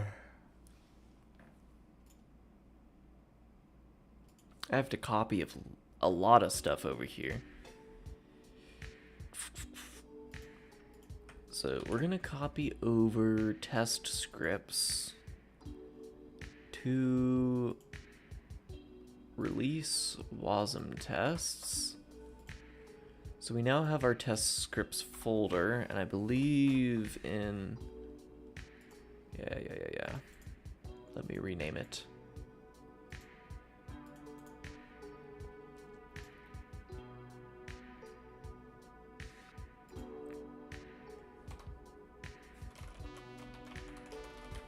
I think that's what I called it.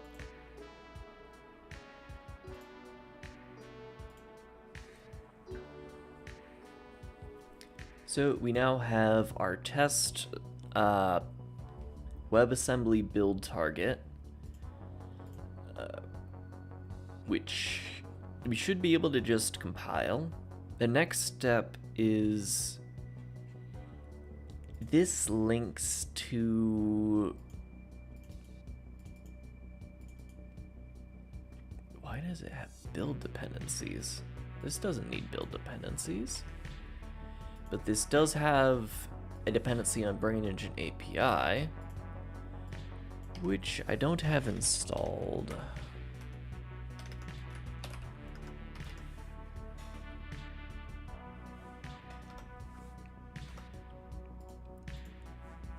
So I'm gonna just copy over Engine API.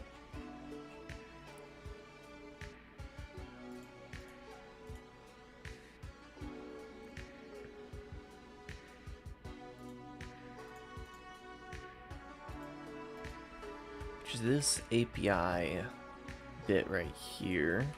So we need to come up with a good way of handling this. I should have renamed the folder right there. That would have made this easier.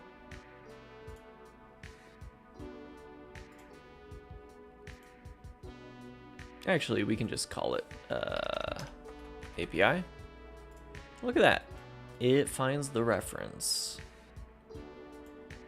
to BraneEngine API in here.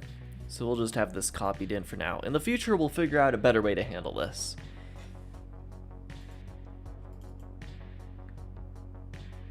File does not belong to any known cargo project. That is because it is its... Oh. Do I have to... Well, this should be fine. This should build. Let us test if it builds. WASM scripting tests. WASM scripting tests. No errors that we can tell. Let's see if this builds. Lib module metadata parser needed by WASM tests. WASM scripting tests is missing. Do I still... I might need to update this.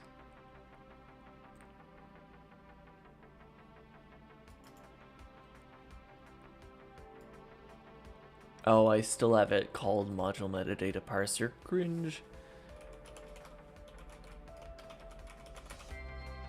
I think this is just scripting runtime now. Might be. Let us check. Not in there.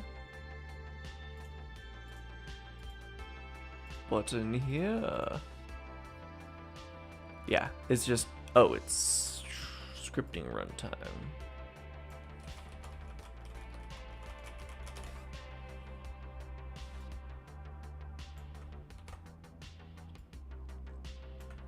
Like so.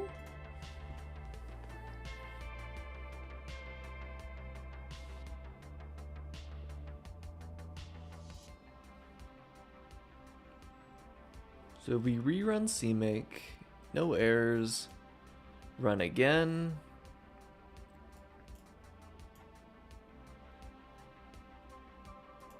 We get a problem with the type serializer.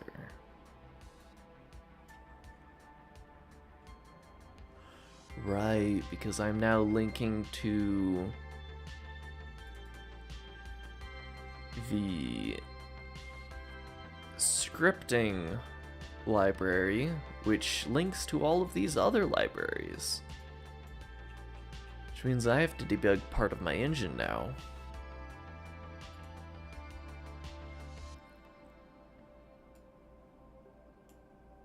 With all of this fun stuff.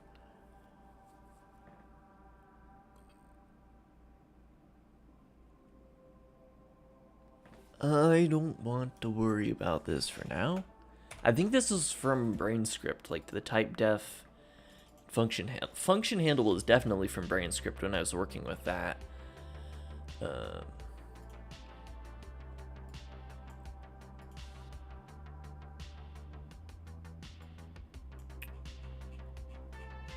We're not serializing any types at the moment. Hello, how's it going?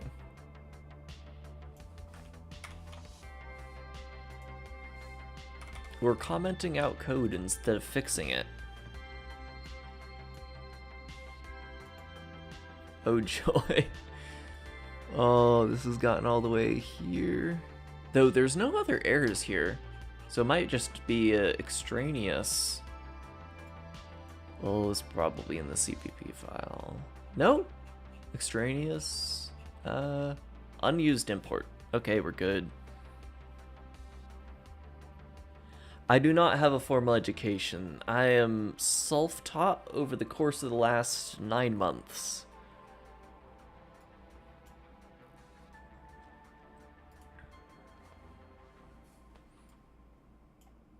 All of those are from stuff that does not exist anymore.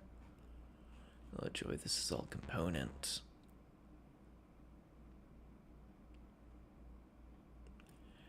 I don't want to refactor this until I've actually figured out what stuff ends up looking like. Yeah, stop pausing on me. I want to actually generate real module definitions before refactoring all of this. So for now, so that we can get to that point, I am going to go the route of more commenting. We're gonna comment out ECS and BraneScript. We're not using BraneScript anymore. Go away. That probably would have thrown a linker error eventually. But in scripting, in any of these scripts, do I reference anything from the engine? In this, yes, most definitely. So I'm gonna take the easy way out.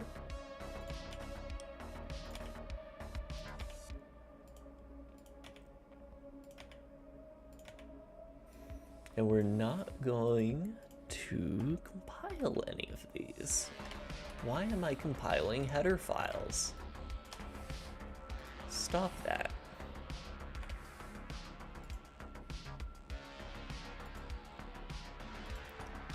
So we're not going to do transforms or type serializer or WASM scripting tests.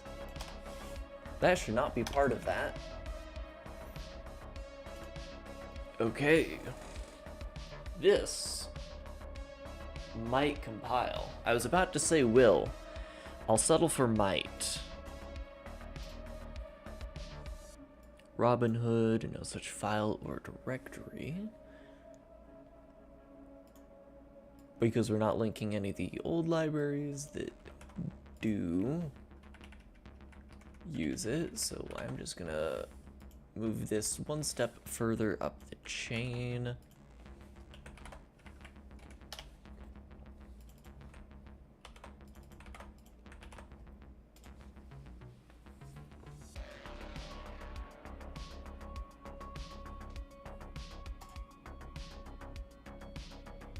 GLM, no such file order. We don't need this. See, this is scripting. Yeah, we don't need any of this at the moment. We're gonna come up with a much better way than just manually registering every native component. We're gonna have something like a native module that gets compiled and then linked into everything. Ooh. No such file or directory. We're getting somewhere.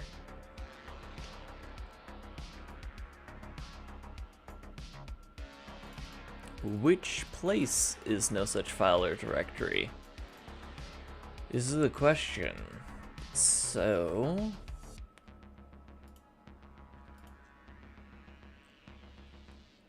we're going to go into the scripting runtime. Not the script parser. Yes. Runtime. No, behavior pack. This whole compile crate, and we're going to just step through debug this. Yeah, no problems there. Create root.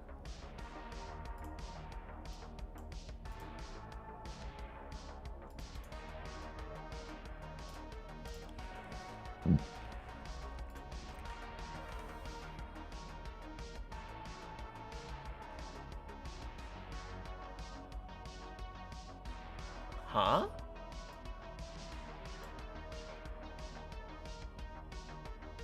Canonicalize.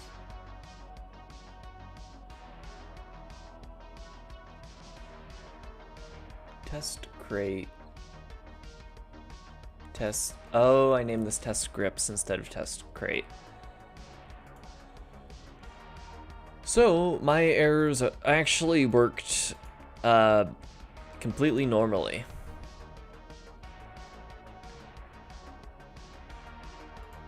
We'll do the reformat name. Proceed anyway. Test. Great. I should have tested this before and actually looked up what I named it. I consciously decided not to. So it is a complete failure on my part. Okay. There we go. That actually worked. Now, since we're already here, we'll do all of the command creation stuff. We add release. And what is the result of our command? It was successful. Surprisingly. There should probably be build logs. Actually, it'd be really nice to get the build output of this and throw it into my engine's console.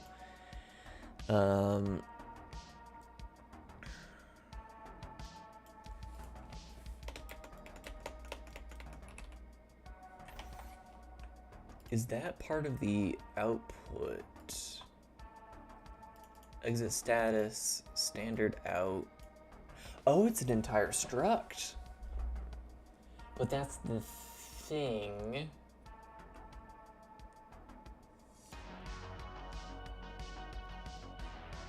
Oh.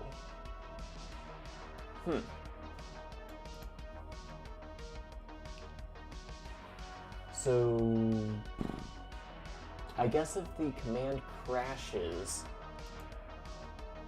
then we would get a failed result. Otherwise, we should check the exit status of this to see if we compiled correctly.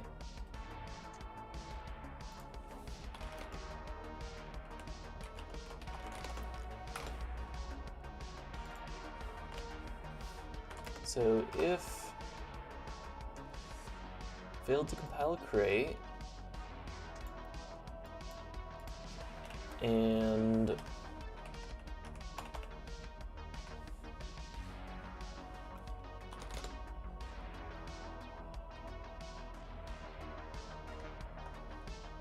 standard fs write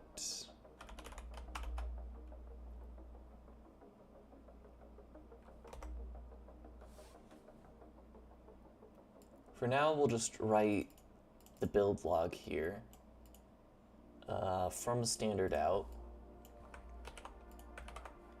And then if we failed to compile crate, we'll do res dot standard error build dot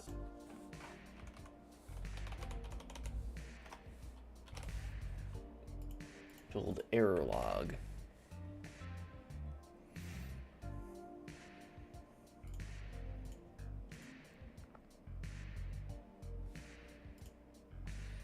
So that way we actually do capture the result of the build command. I'm not gonna have this write to a file forever. I want this to be recorded in the engine at some point, but that's BindGen. I don't want to, the script, the interface between console and Rust. Pain. Anyway, we're not gonna worry about it.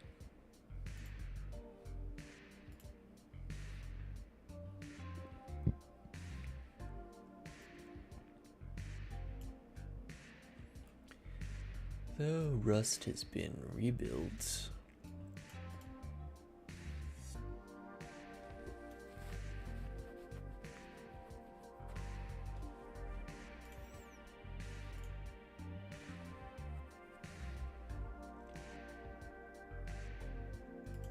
And let's see if we do in fact generate build logs. Ooh. Look at this, we actually do get an error message where we didn't get one before. So let's check our build logs. Nothing. Build error log. Unknown Z flag specified. Build standard.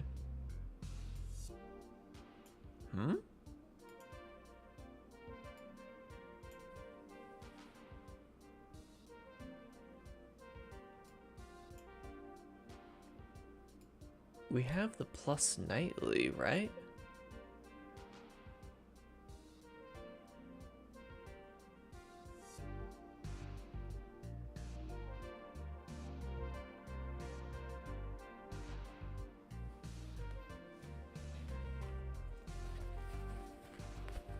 How is this actually passed to the command?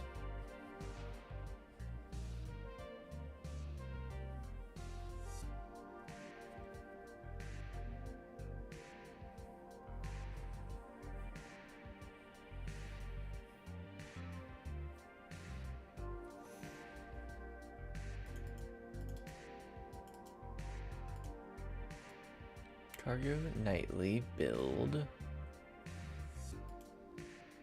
This is one, right?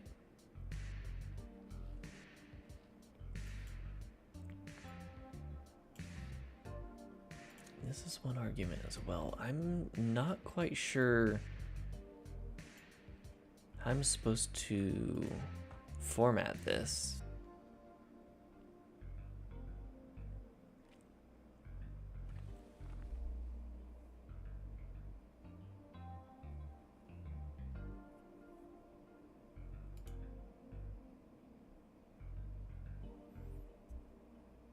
Note that arguments are not passed through a shell, but given literally to the program.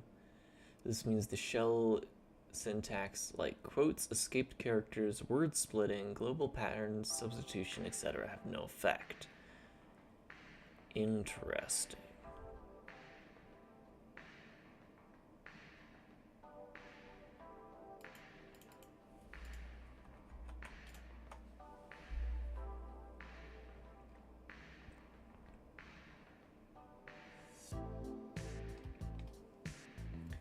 So maybe, and I'm not a fan of this,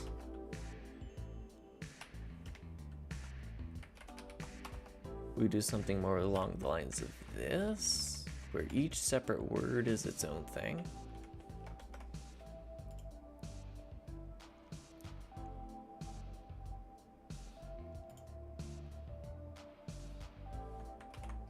And maybe this works better. Unknown Z flag specified. Build log, nothing.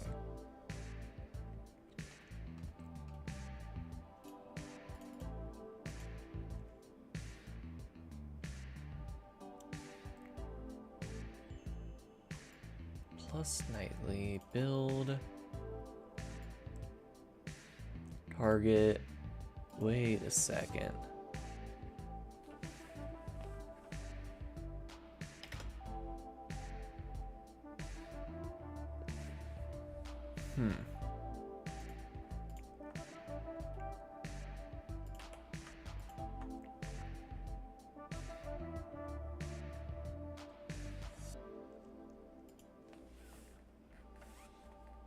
Why is this complaining? Oh.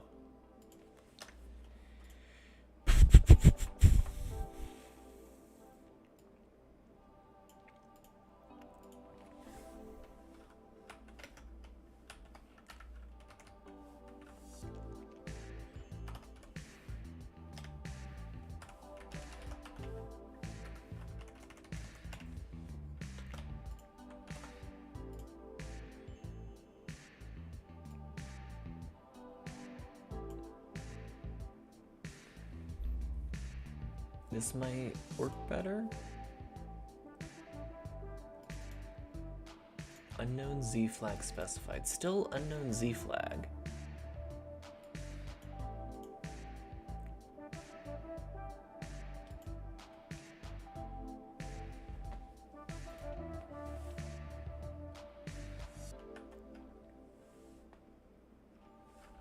Maybe this needs to be separated out.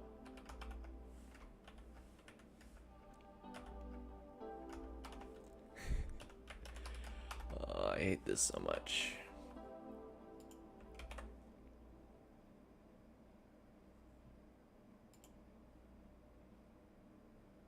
Oh, wait. Let's rerun this. So it's actually compiled. See the error log. Unexpected argument equals founds. Okay. We're getting somewhere.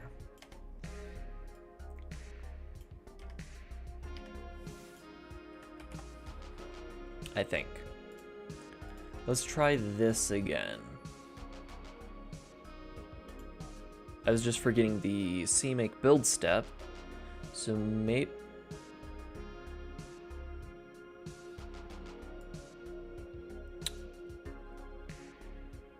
No error? There we go!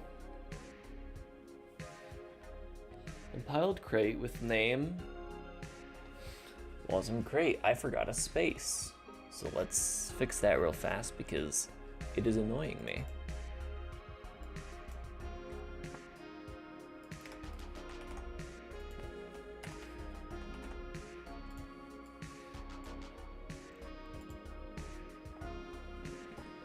Linking and boom, compiled crate with name WASM crate 1. And just like that, we have, that's how we build scripts.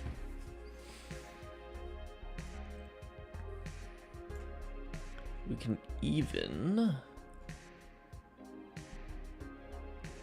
look at the build log, which is empty. And the build error log, which is currently unneeded. Why aren't we getting C out though? Because C error is fine.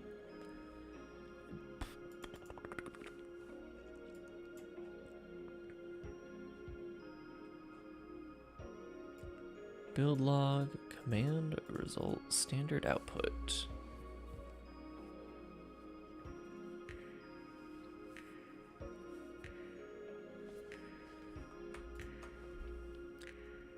The data that the process wrote to standard out.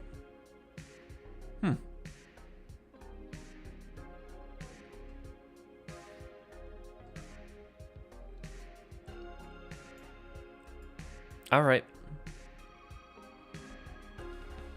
I guess it works.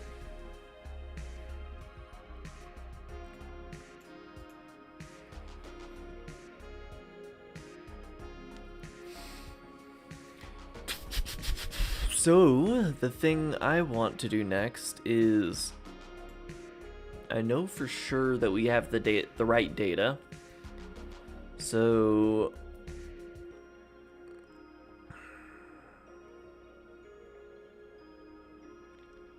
next on our list of things to do is to add in the script parser.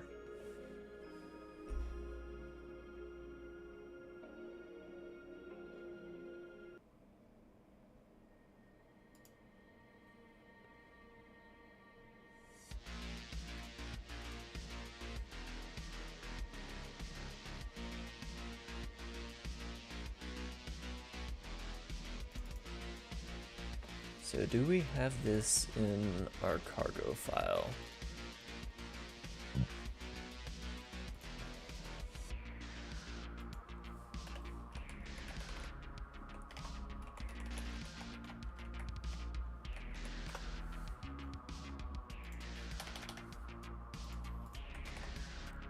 Alright, we now have dependency on script parser, so I should be able to use it.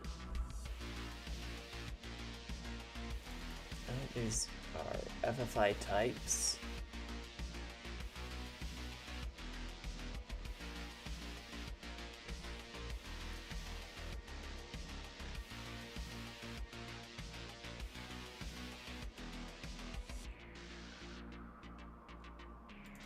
My BraneEngine string type.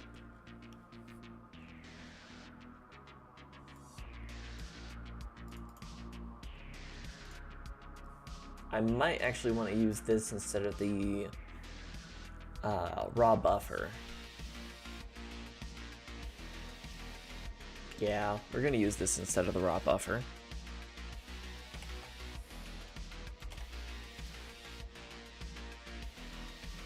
So back in FFI types.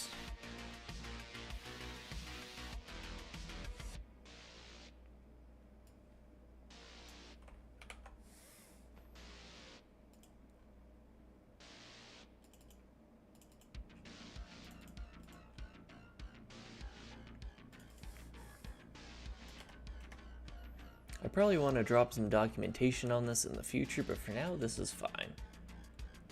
Back in library, let's fix this reference, BraneEngine string.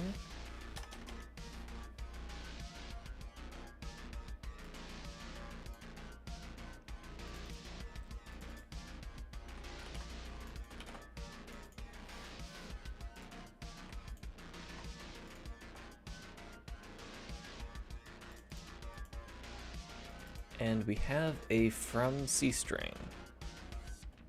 So I think I can just do BraneEngine from.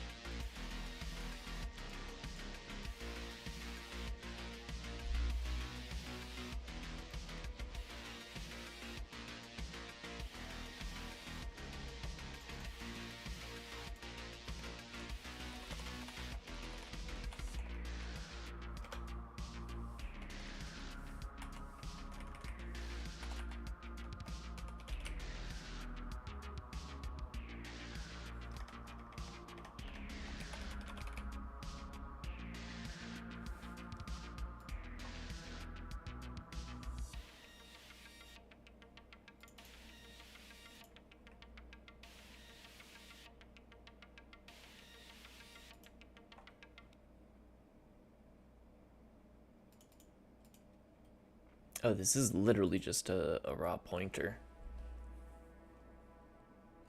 Not the best. I do have drop implemented for this. Okay, good. Okay,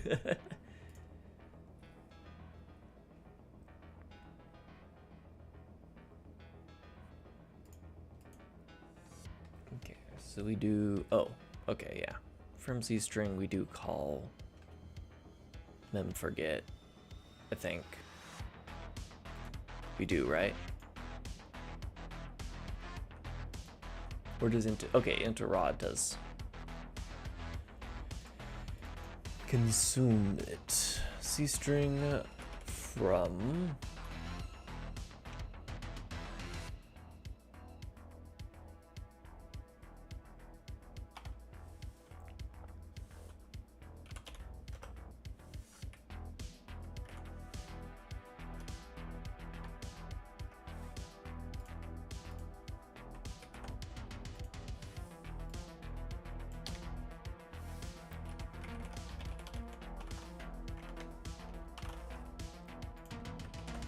okay, I am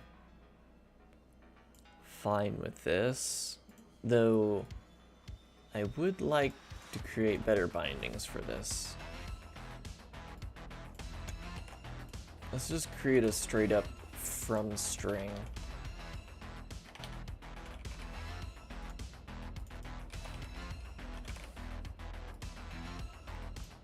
Which, okay, I was like, can you find a declaration for that?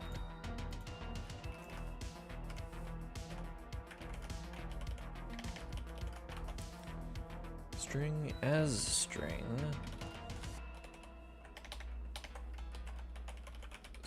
C string from string as string into raw. So that just takes care of that extra syntax for us.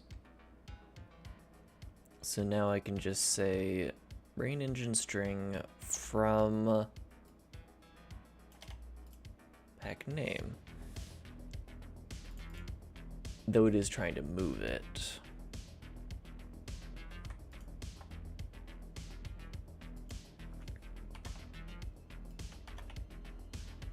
So if we say mutable reference, does this all end up working? Immutable reference, sorry. Yeah, it does.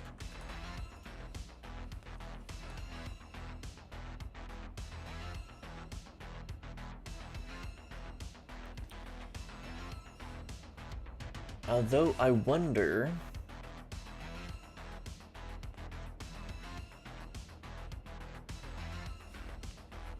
I had a realization recently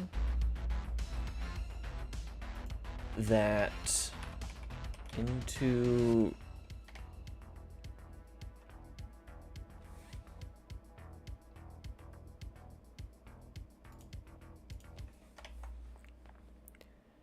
I've seen this in like a lot of library stuff. Like there's a functions can take an argument that can be converted into something. Rust take a into ref as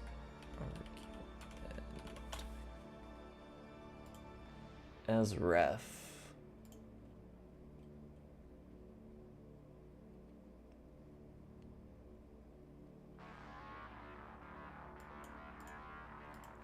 From as ref string.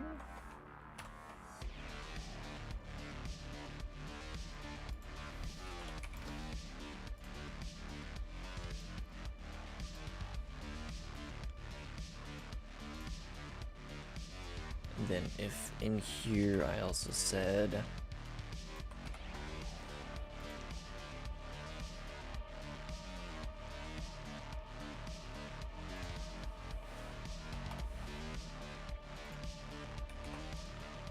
does that work? I don't think it should. Be interesting if it did.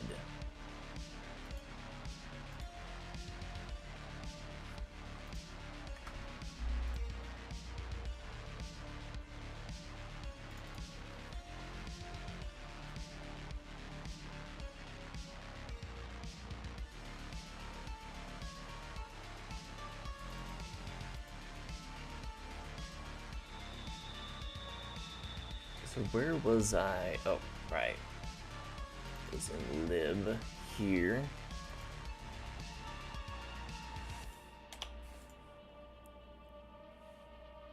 Okay, yeah. Let's not be too complicated about this. We'll just stick with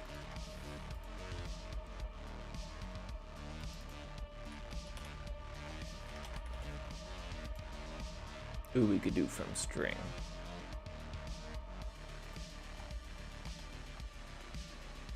Let's do from string.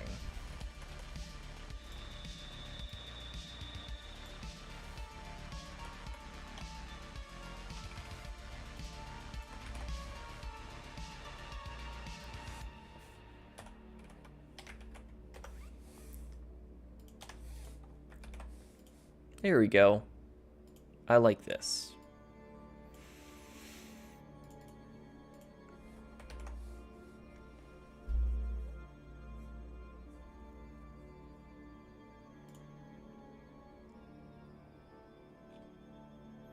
Now, this also means we need to rewrite. Oh. We have an error. Ah, it's this use raw buffer. That should be all of it, I think. No, it's not.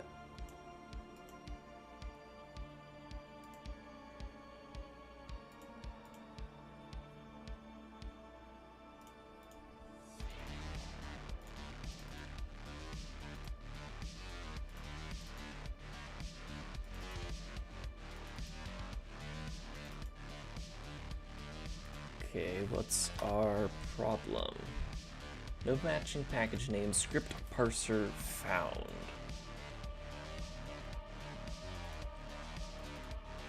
Oh, I still have this as module metadata parser. This needs to be script parser.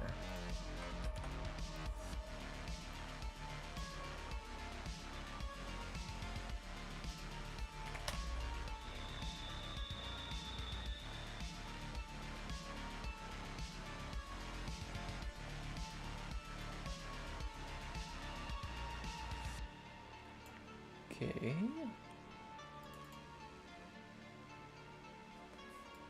So we're not actually writing any of our BindGen in this anymore. And let's not explicitly put this in a module either.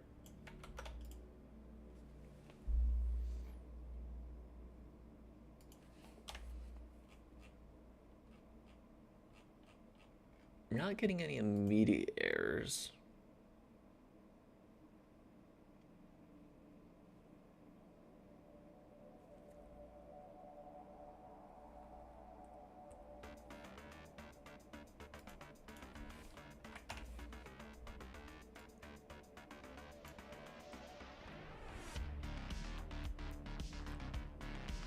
Expected unit found associated in script parser.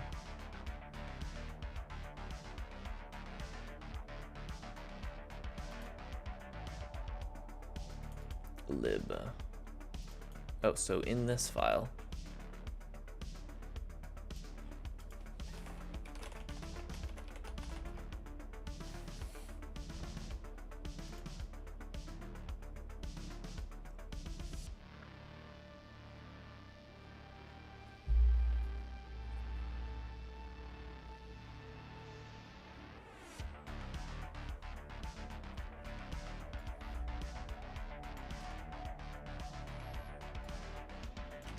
So we're going to delete all the extern stuff for now.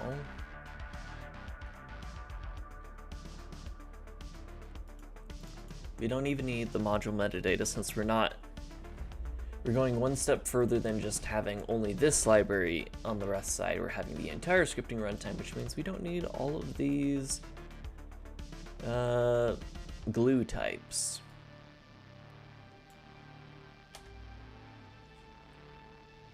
Instead, we could have this just directly reference stuff.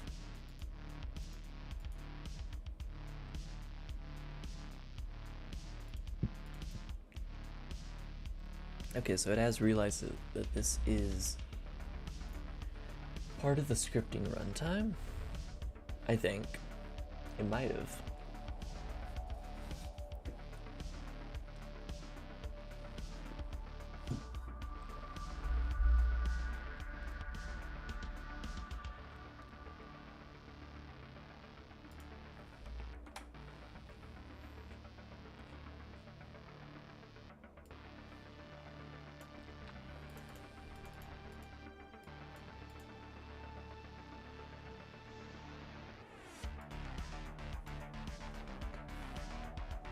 In any case, this should be throwing a ton of errors, since module metadata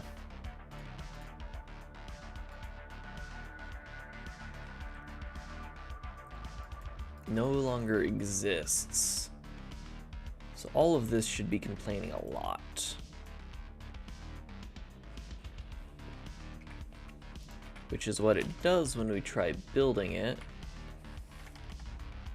Maybe I just need to do maybe I just need to do a debug build, and then all this will. Nope, the highlighting is still not working. Interesting.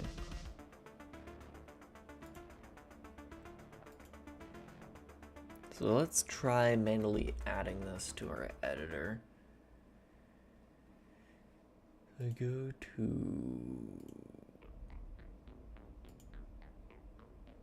BraneEngine, source, common, scripting, scripting runtime, script parser.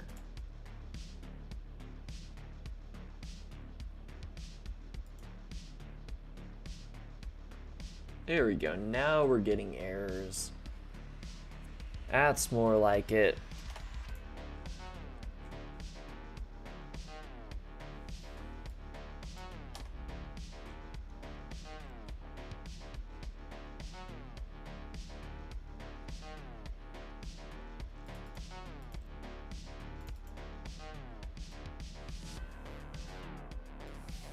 I'm gonna just comment out stuff for now, since we're gonna use this as a reference and rewrite it completely later.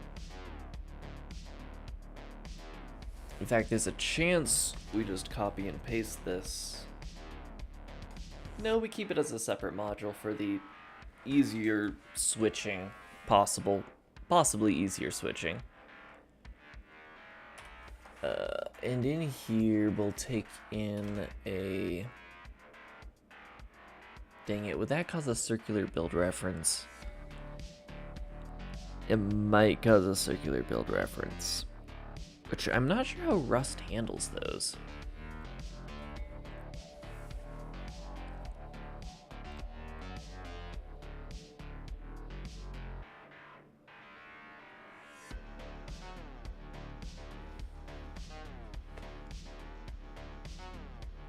So yeah, I don't think we have this as a separate module, we just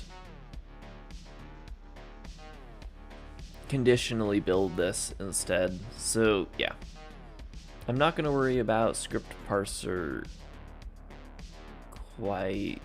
Well, actually that's what we were working on adding, wasn't it?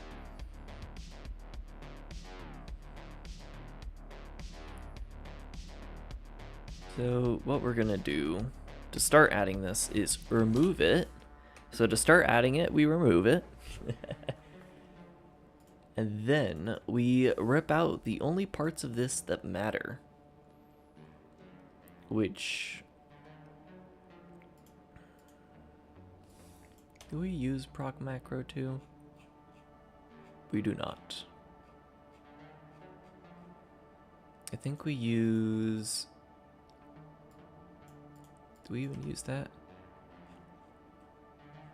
We don't.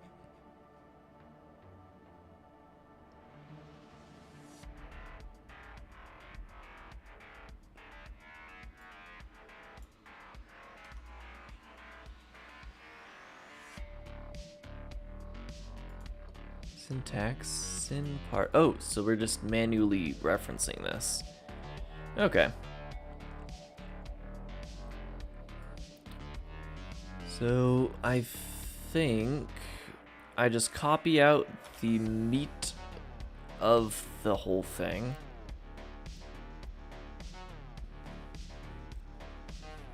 Actually, this entire thing is the whole meat.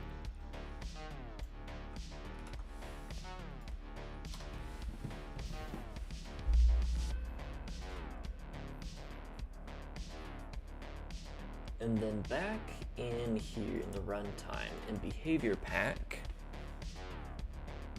we're going to create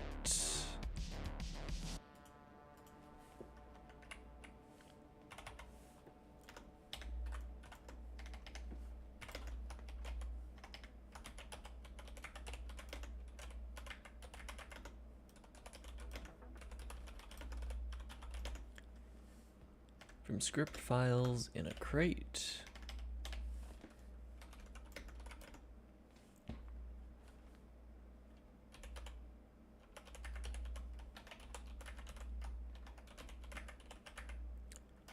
Call this extract crate metadata. Path is a string reference. My music just paused again. Yes, I am still watching.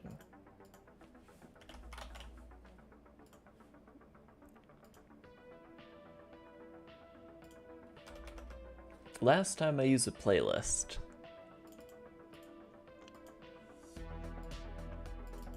On YouTube. So yeah, we'll take a string. We'll also take a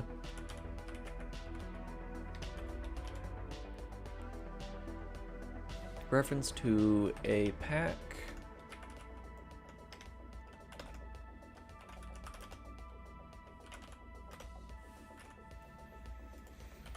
And the pack is where we're going to be storing all of our data.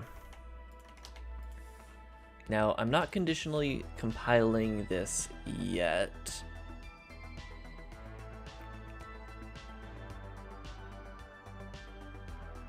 It says find RS files in directory.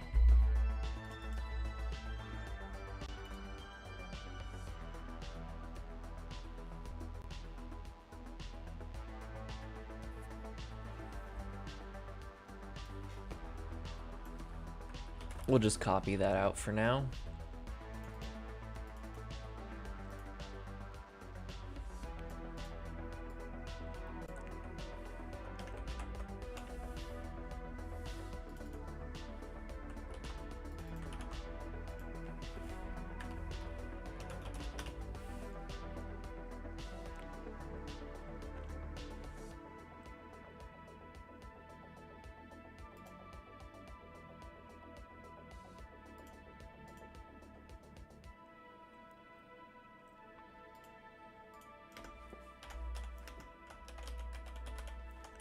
We'll return a result.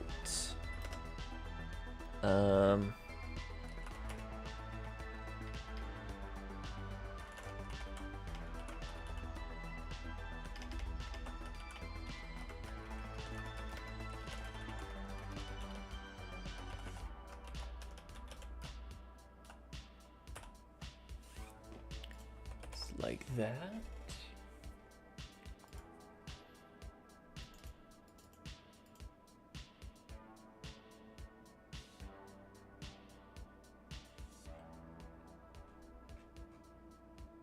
I'm aware it's a duplicate code fragment. I copied it from there.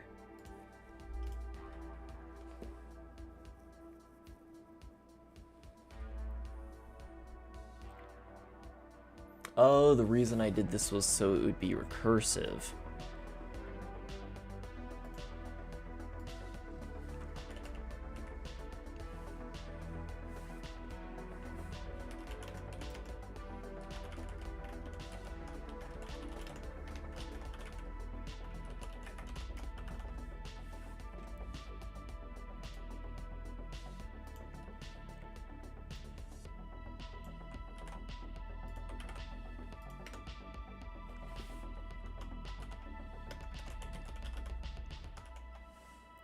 Result with a vec of whatever the hell is it path buff? I think it might be path buff. We'll go with path buff for now.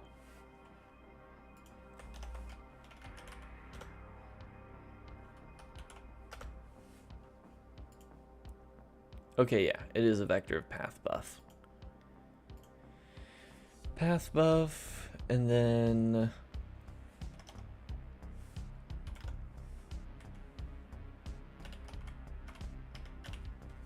copy this.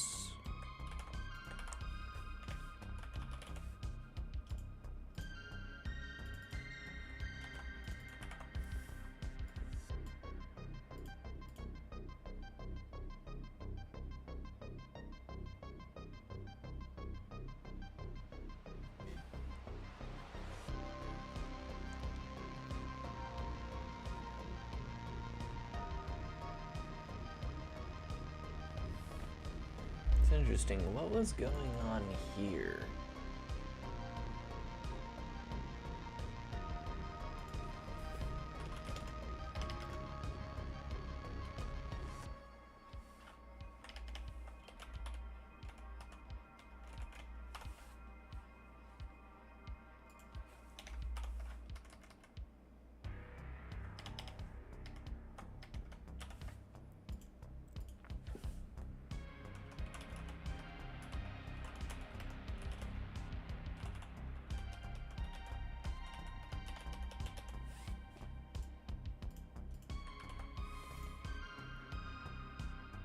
Oh, right.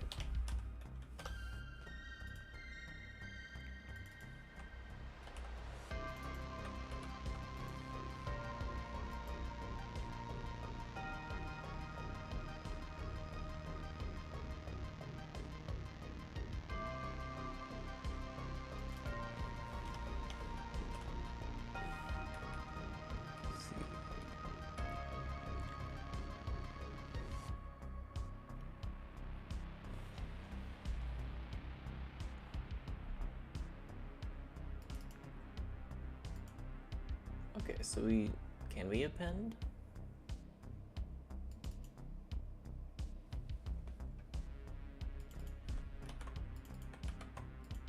Why is it a missing reference?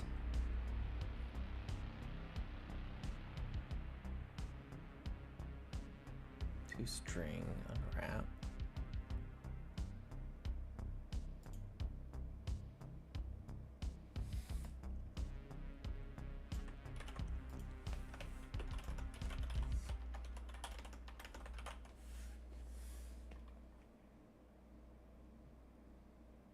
Oh.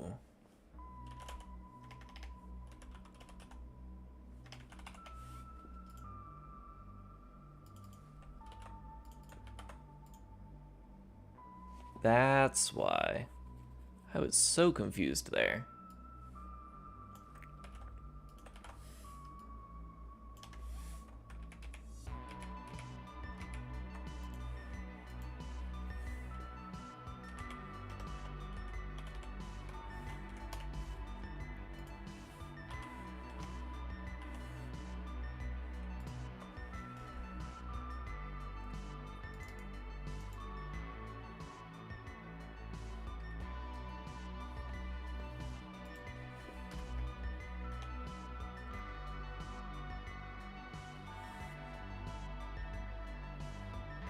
So it is a path buff.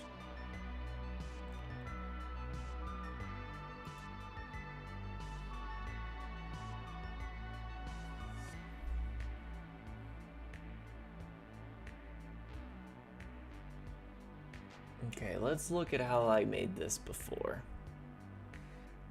Vector path buff.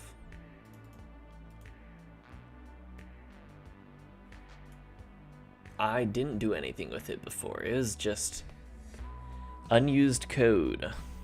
Oh joy.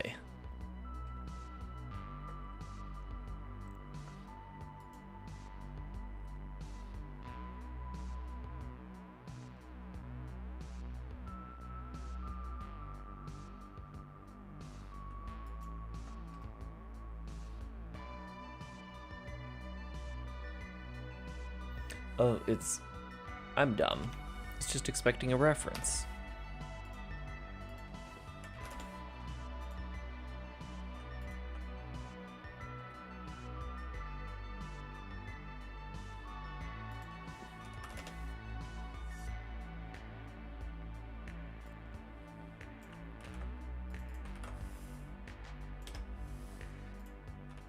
Let's keep it as a variable just because we are defining a reference to it, and that sometimes isn't well defined. Those are Rust, so it will tell us if it's not, but don't want to take that chance. There we go. So now files is equal to Find Rust files in crate.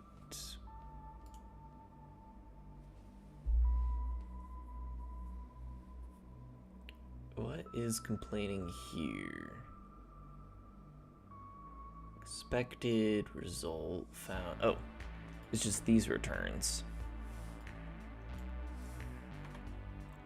Because I was not error handling back then. Great.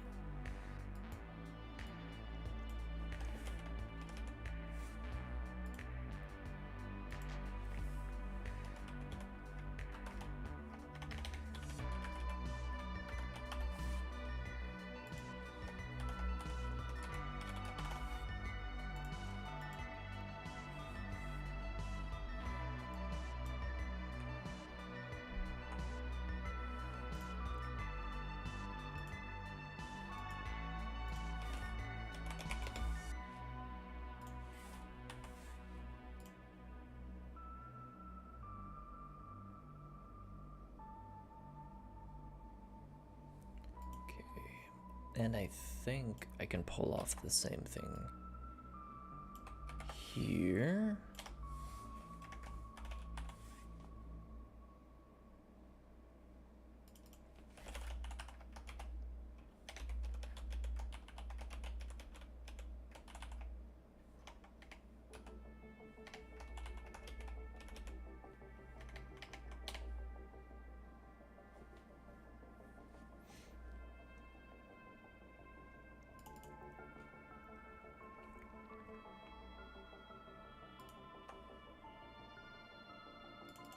So it is error.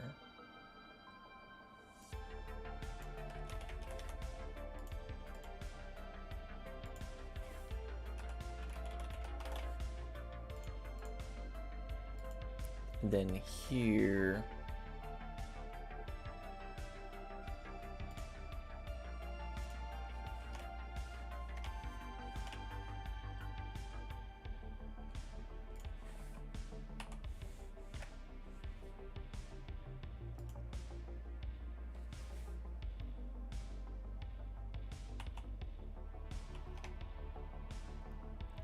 wait a second.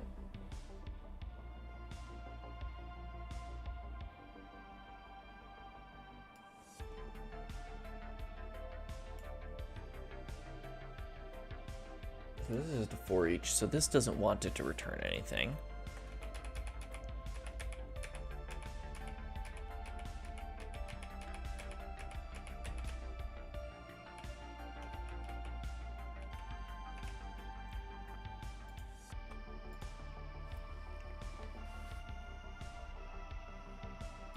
So this is my first time programming an engine, but I've been working on the project for over 2 years at this point, so I am both experienced and unexperienced at the same time.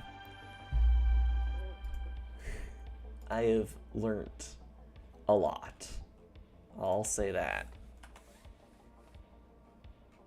Okay, so that's all it's complaining about.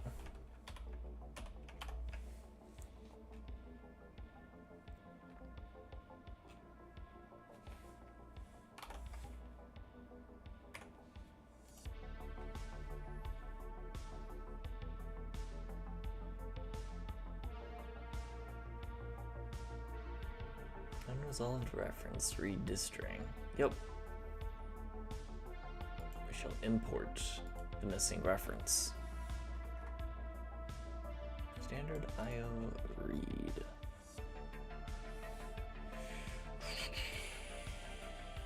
We also need to...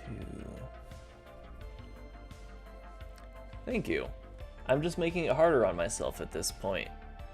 So it's like, I've gotten this far. I can't stop. So while I have the, what's the name of the fallacy? The sunk, while I have the sunk cost fallacy, I might as well use it to force myself to learn. It also makes something cool, but mostly force myself to learn. So we want this to actually be a conditional build dependency for only when the editor feature is turned on, but I don't want to learn how to do that right now. So we're going back to here. I think we just need to refresh that. There we go.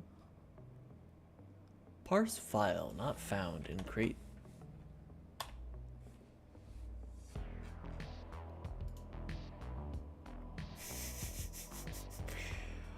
Oh joy. It still doesn't like it. I remember having this error before.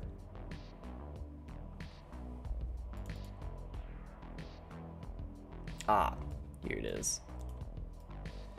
You have to set default features to true manually.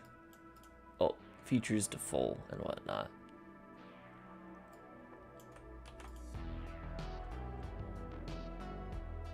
Let's go back here.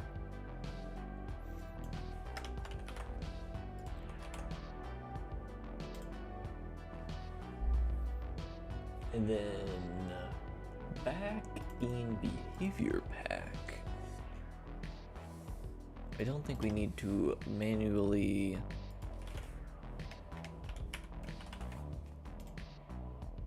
Yep, there we go. I am so glad I have solved that issue before, because that would have taken me like a solid 30 minutes to solve again.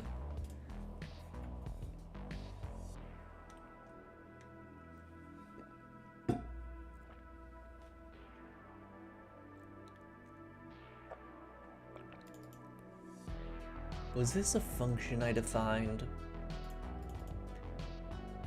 It is.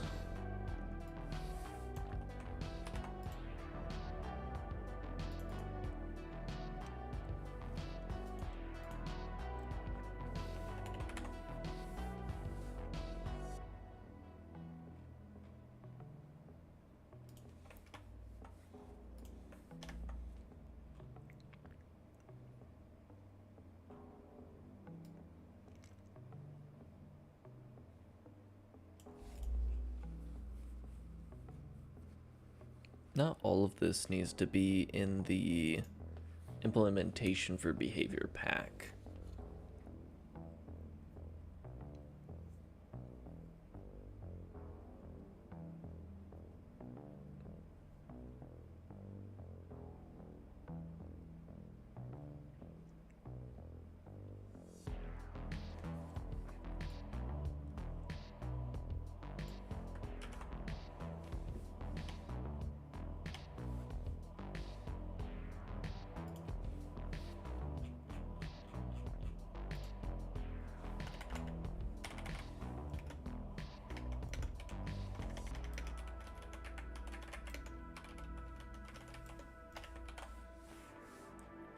Okay, we'll throw these down here. I know it's a duplicate code fragment. I just copied and pasted it.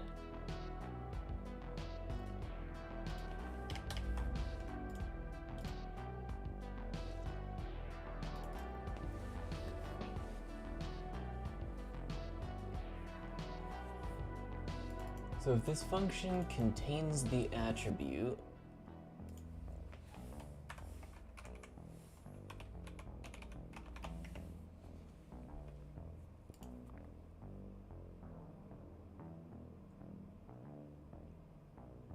if this contains the attribute system, I don't want this to be a C string anymore. What is ident defined as? An ident? Okay. So we do want to two-string this.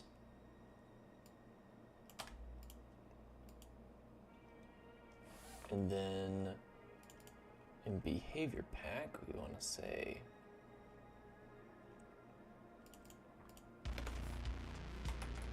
pack. And this is a function, so we want to say jobs dot append. And for now, we'll just say identifier.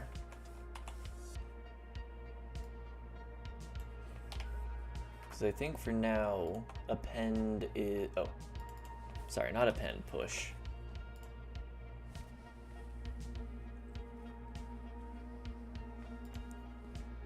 So this is just kind of our boilerplate of all of this stuff.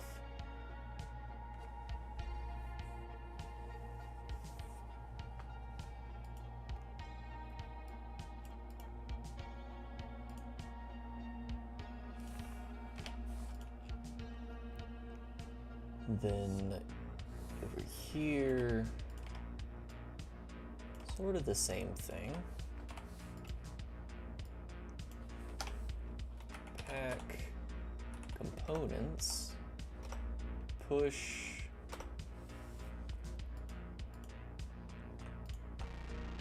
component def,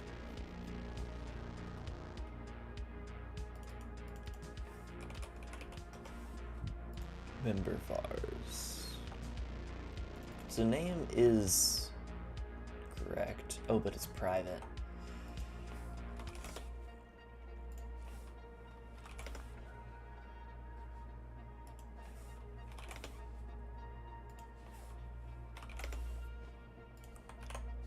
So while we're at it, let's actually attempt to extract these so we have something interesting to look at.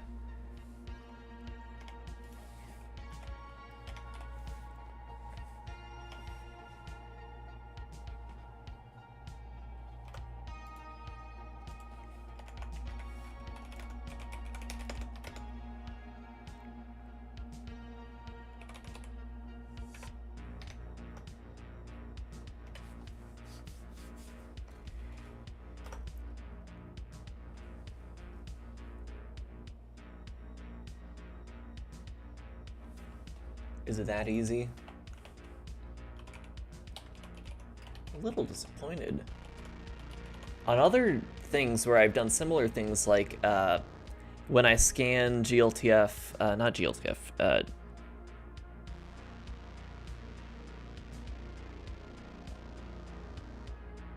it's not GLTF. What's the file format for shader scripts?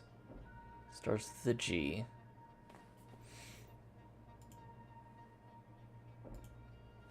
GLSL, yeah. When I had to scan GLSL files for public shader variables, that was absolute pain to deal with. This is easy. Attributes, fields. What's the difference between attributes and fields? Oh, right. Attributes are header, like that. Attributes are macros. Attribute macros. So fields is in fact storage.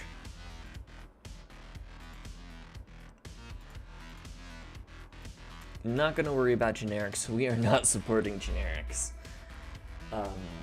Start token.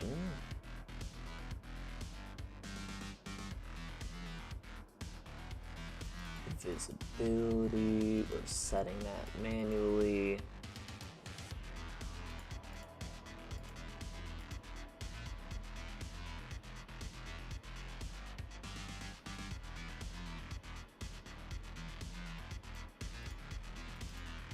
Perfect.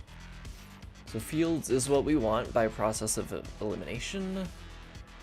Members push new component var.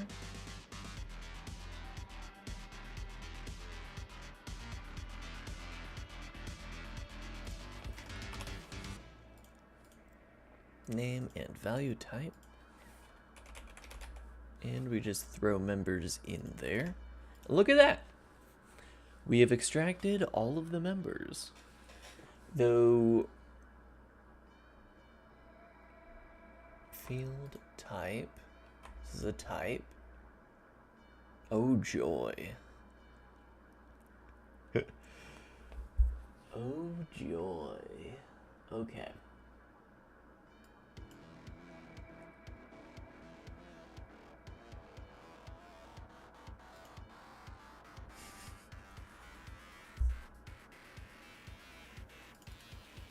This isn't going to be fun to deal with.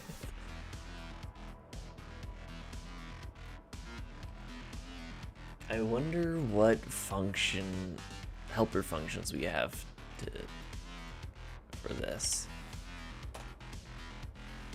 Go away, Copilot. We want the editor to help us out with this. type dot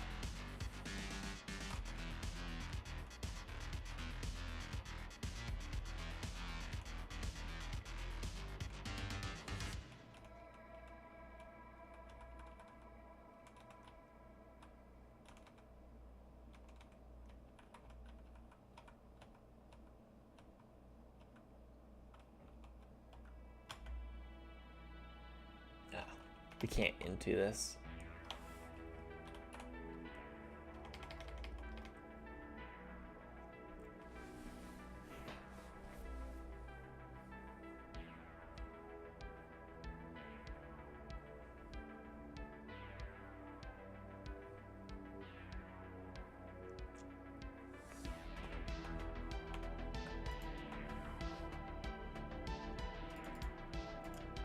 So we're going to create a new public struct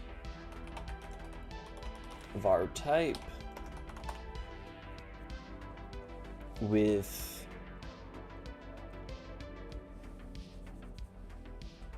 a public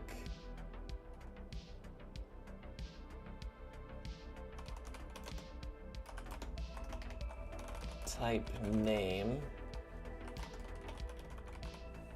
which is probably unnecessary amounts of info. It's not unnecessary amounts of info, and public size, and we're gonna have this just be I32.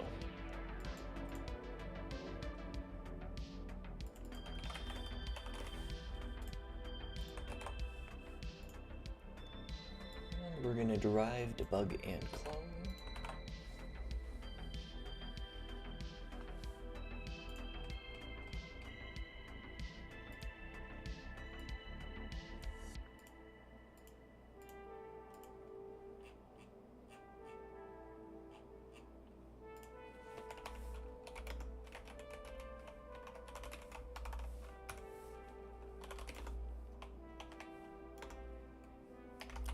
Type is going to be equal to syn type. We're going to take this as an immutable reference.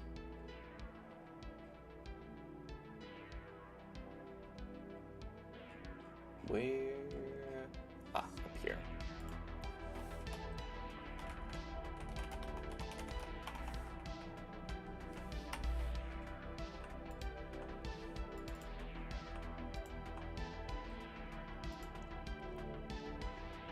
Okay, so it is syn type.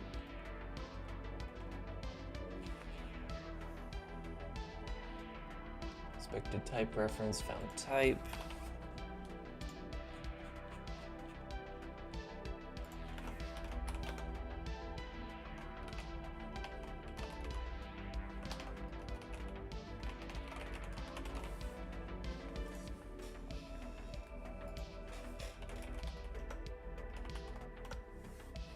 And we're going to return a component of variable type from this.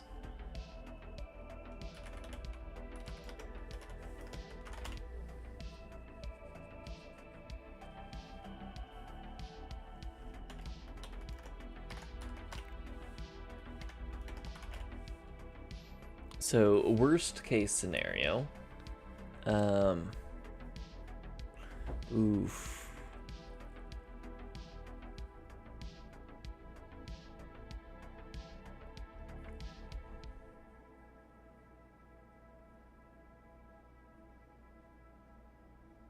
We can't know the size now.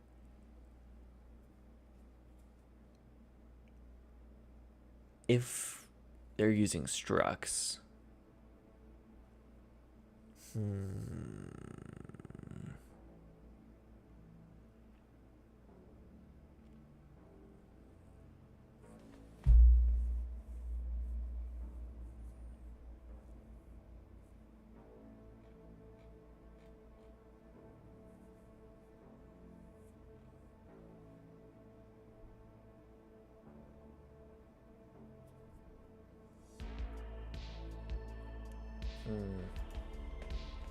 I might have to pull something like I did on the C++ side of things, where I had a macro that created a function which just used pointer offsets to determine the offsets of all the variables in the component at runtime, not at compile time. Though it could be compile time optimized if the compiler was like super smart, but yeah.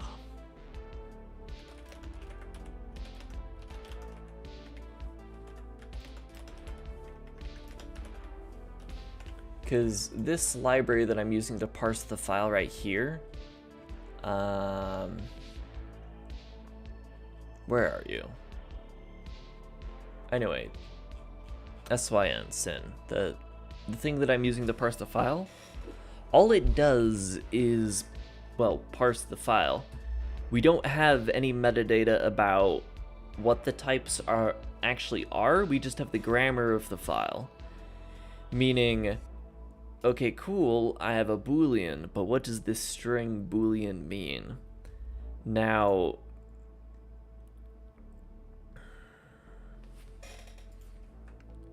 type does have different types, like function or macro or a parenthesis or a slice, or it could be a trait, could be verbatim, which isn't great. Implementation type, group. I'm not even sure which one of these is a raw type. I think path. Yeah.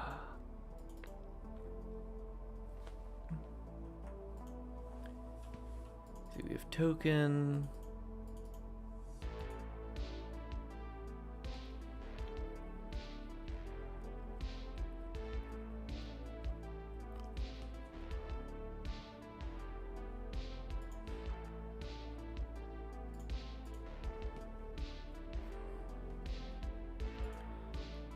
So yeah, we have a pointer to a type, then it's back here to another type.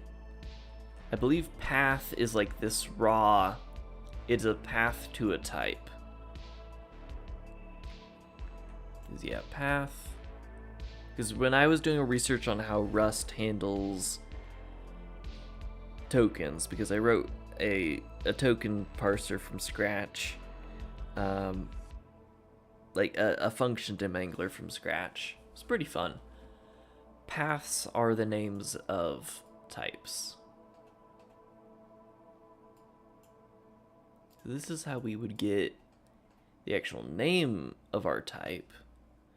It's just we'd have to parse out this whole thing and just say, hey, we don't support arrays or any of this other stuff. We only support paths and occasionally pointers. Or it could just go like unsupported type, and they just don't show up in the inspector, basically.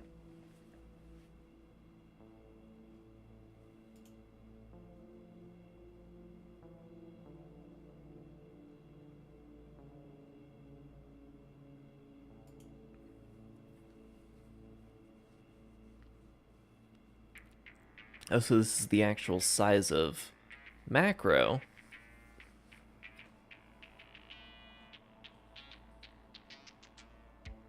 It's interesting that it's a macro.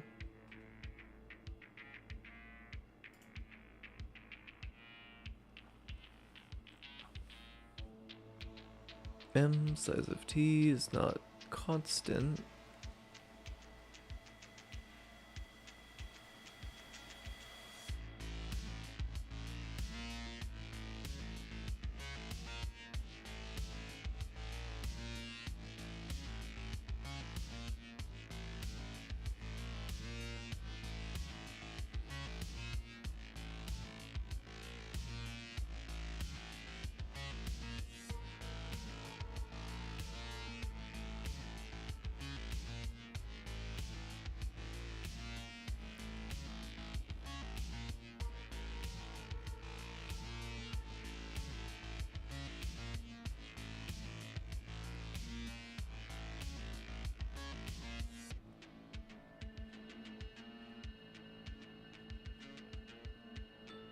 Maybe I do a thing where types are opaque, but we can define custom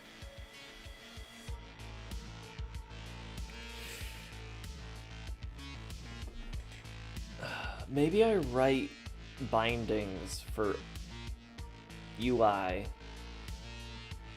and then in the editor, when I'm trying to access properties of components to set them and whatnot,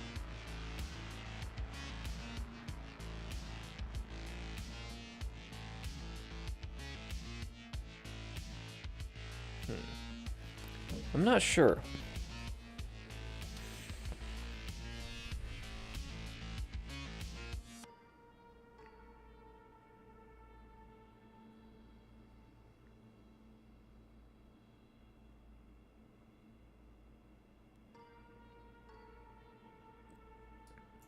The other option is just to store path types. Like, just store type paths.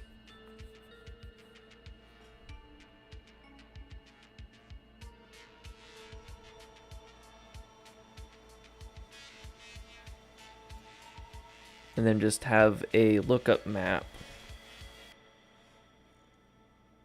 on the editor side to guess sizes, basically.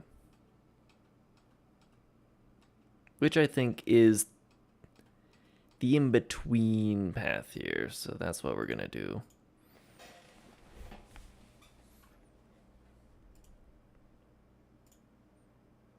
So we're gonna turn option here, since we may or may not be able to parse it.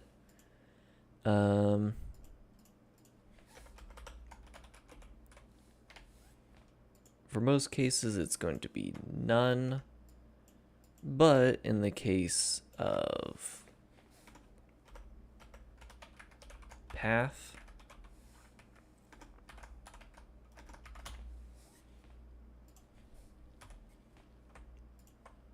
type path, we're going to return some component var type. We are no longer going to have a size.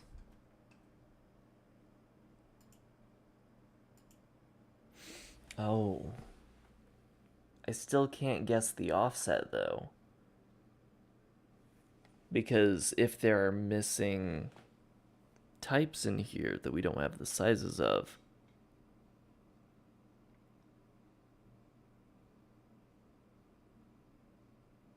so we're just kind of screwed.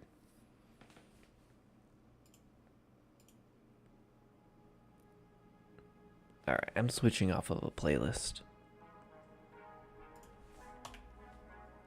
Keeps pausing me far too often.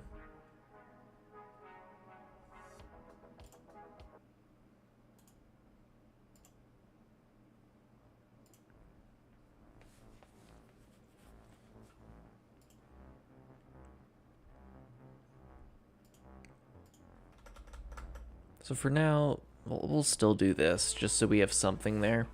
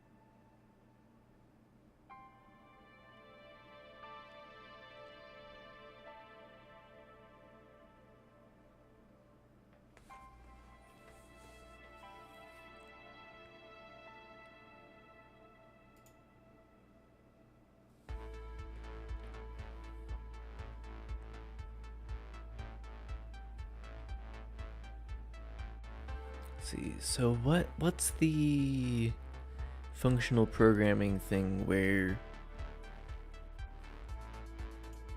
maybe it's no, that's not it. Is it count? No.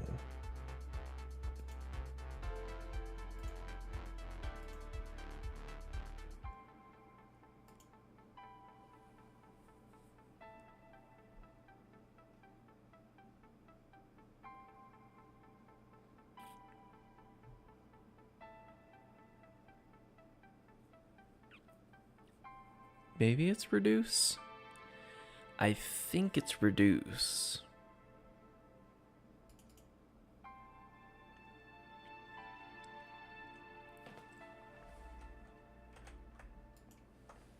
So this reduces into a string or self-sized. F is function which takes an item and another item.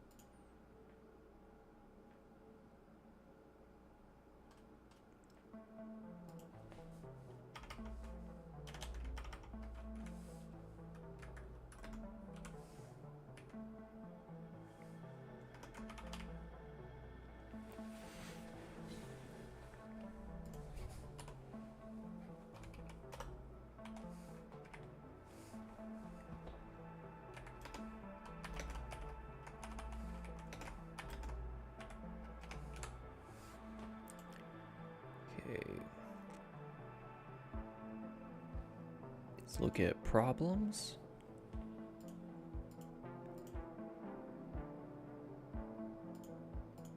Expected var type found option var type.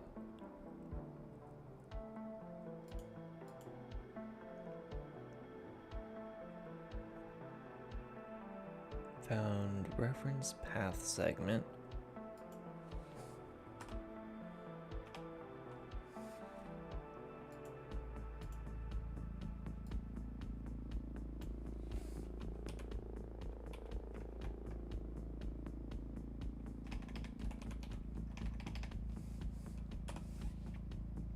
Unwrap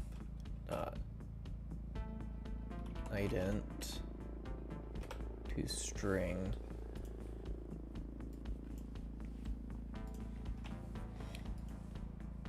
Now I have to figure out how to, well,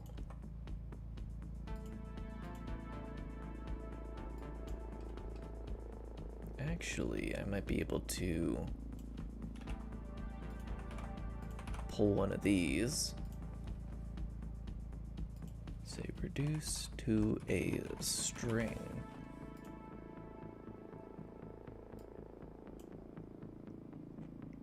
But no, this has to return a path, doesn't it? Or, oh, wait. I might be able to map this first. So we can map. Oh.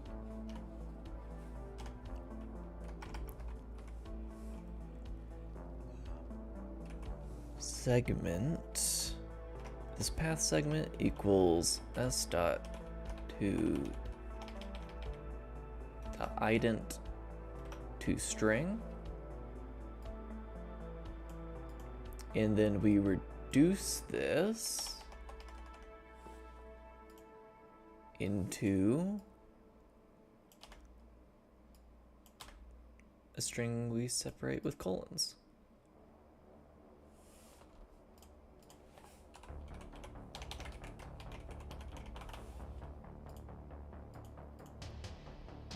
And look at that. Kind of proud of myself there. I think that does what I think it does. I'm gonna have to check. We're gonna throw a breakpoint.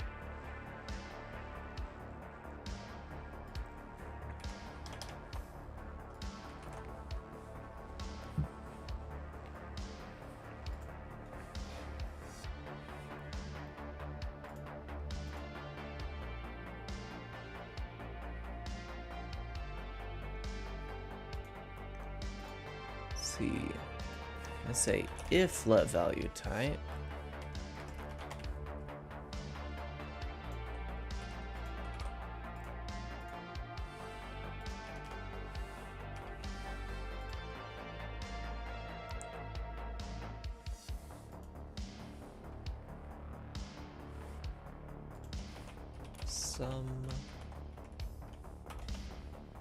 There we go. I'm getting a hang of this.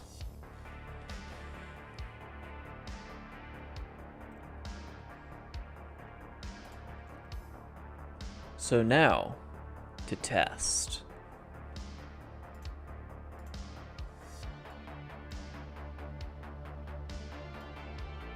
Well, we actually do need to call this in the first place. Alright, what is the issue? Oh, I could just scroll up this entire time. From string is not implemented for C string.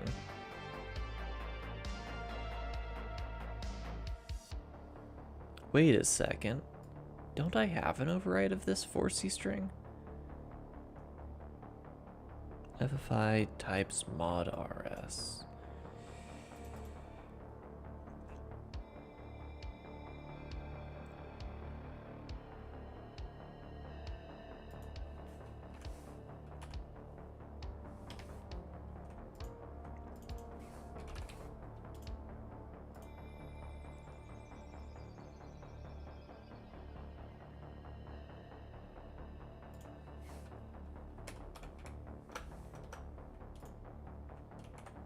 Here we go.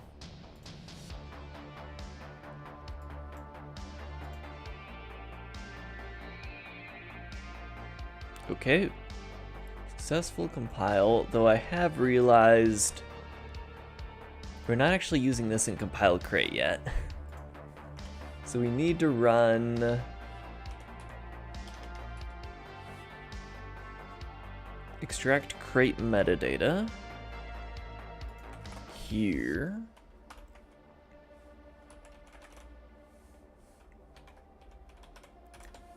We pass in crate root as well as the behavior pack. Let's actually just pass a path into here instead of a string, since we're just going to be converting it back anyways.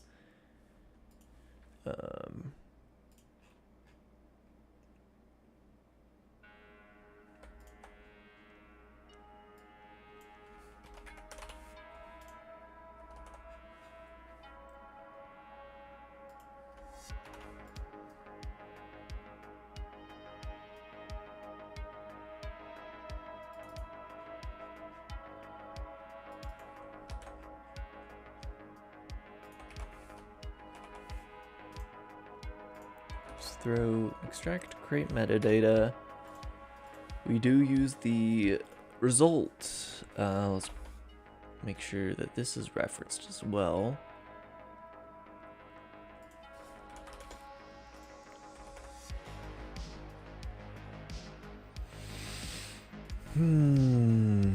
Okay.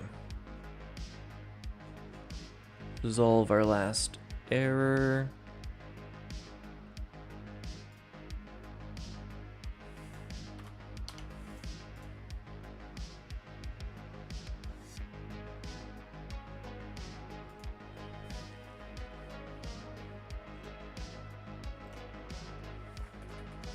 Can I just into?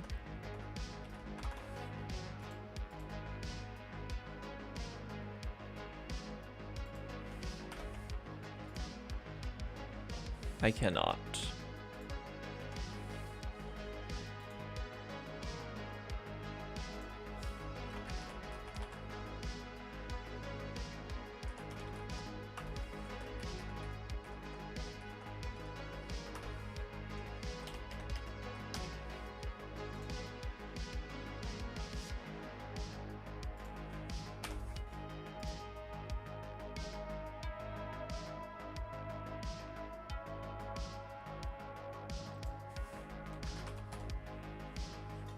Oh, there's just an as path. There it is.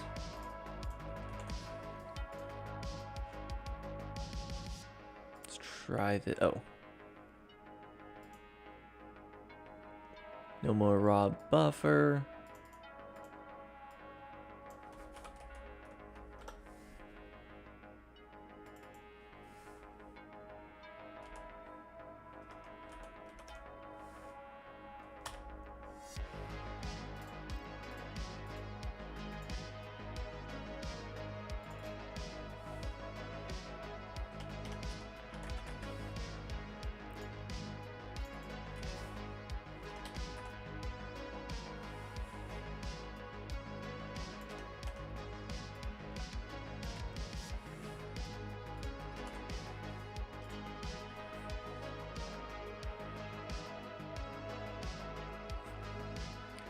Alright, so problem from raw.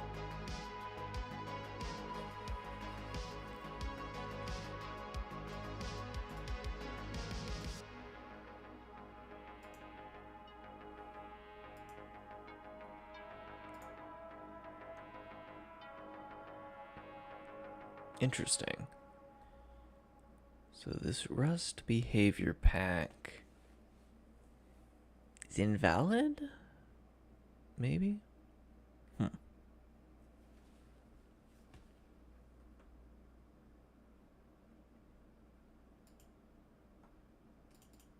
Yep, opaque.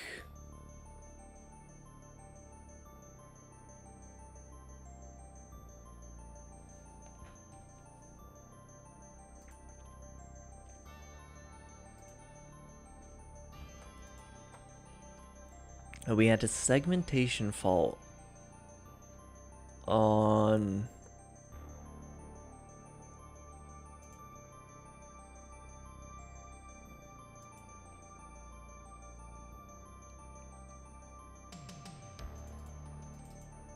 this behavior pack name as string.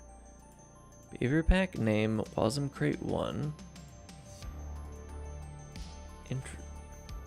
And that's what bugged out.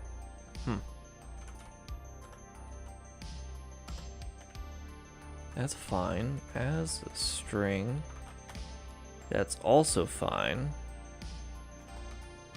Wait a second, maybe...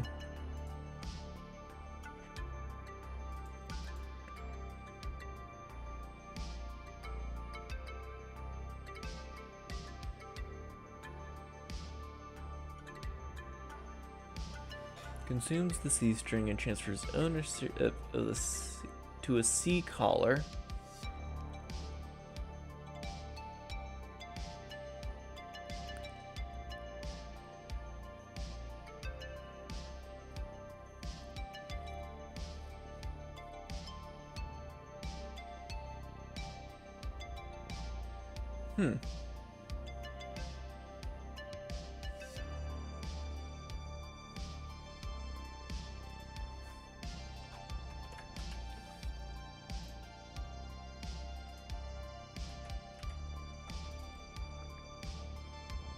Okay, so we are calling from raw there.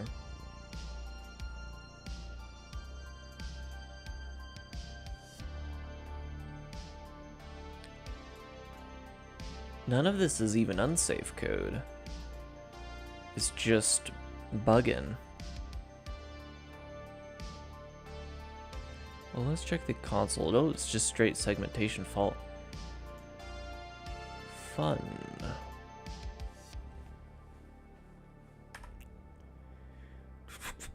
So we compile the crate. Go for test crate. We compile the crate. All of this is successful. So we now return the crate as not null. We ask for the name of this behavior pack. We dereference the behavior pack successfully.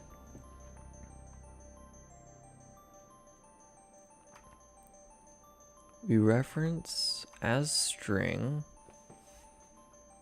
String is still WASM crate 1.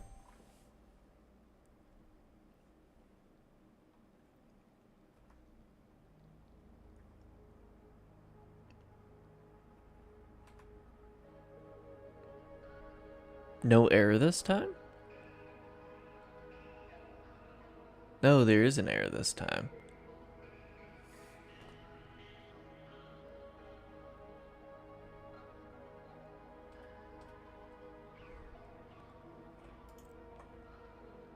Function will turn an error if the supplied bytes contain an internal 0 byte. Oh, there is an unwrap here. Interesting.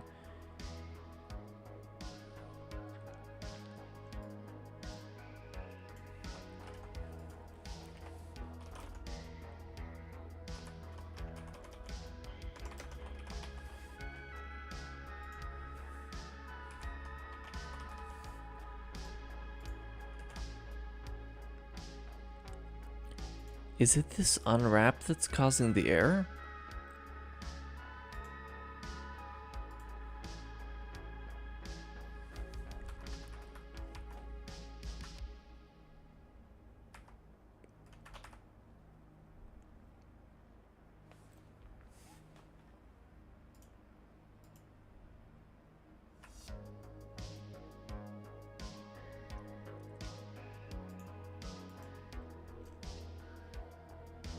Oh, we didn't recompile this.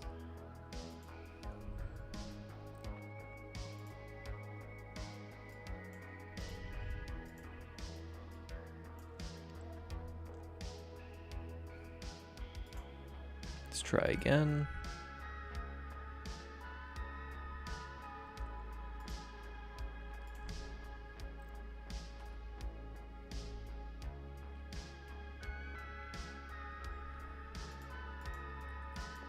Okay.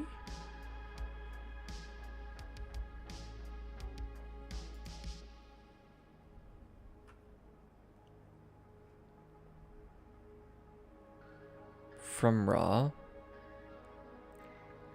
Where is this from raw getting called from?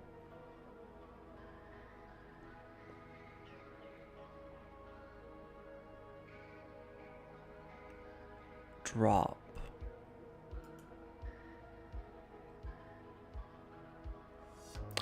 Oh.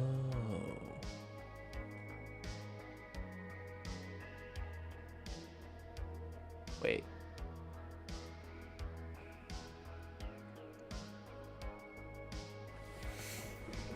Wait. This shouldn't be copied.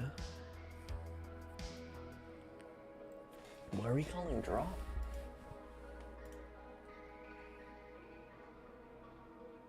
We have clone.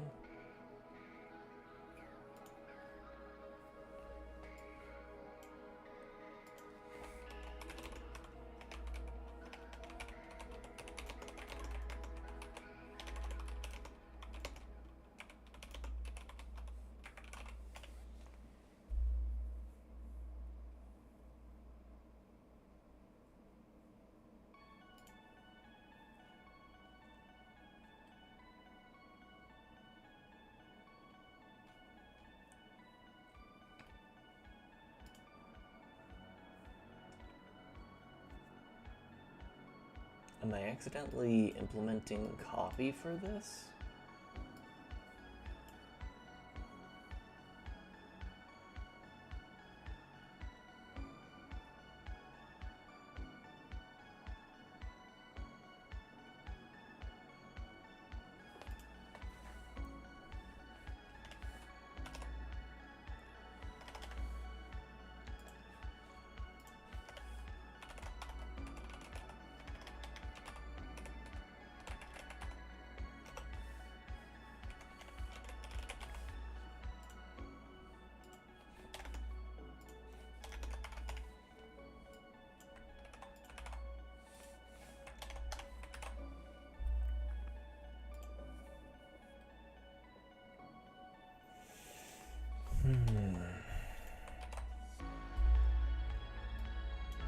Oh, that's BraneEngine vector.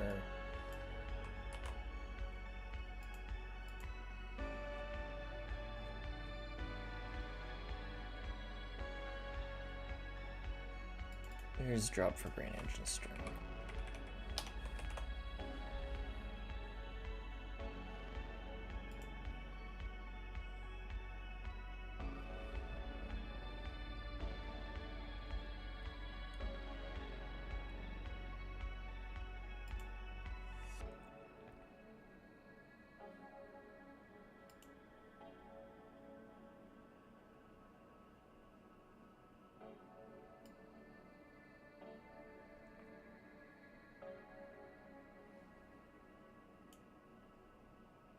Wait a second.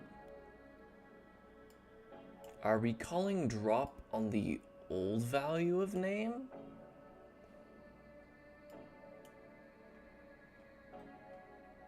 Don't tell me that's what's happening here. I think we're calling drop on the old value of name.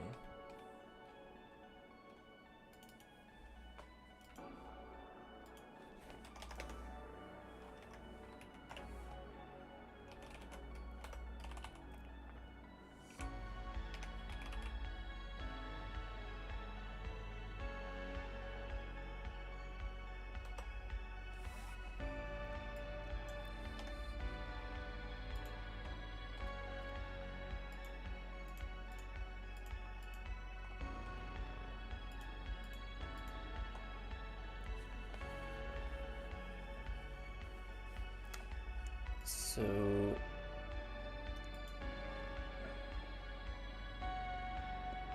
basically, what I need to do is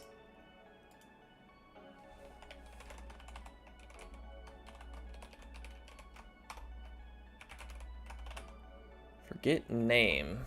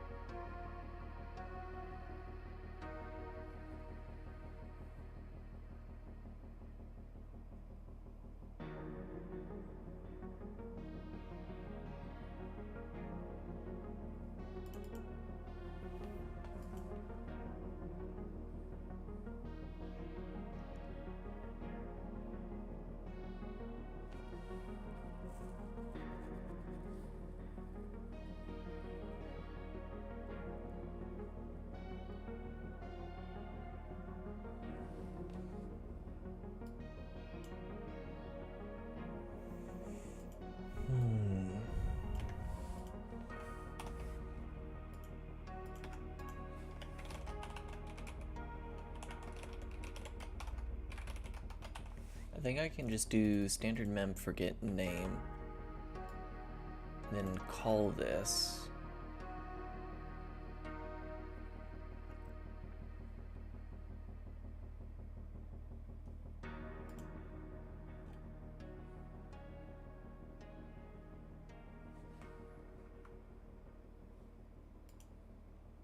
Nope, we're still calling drop on the value here.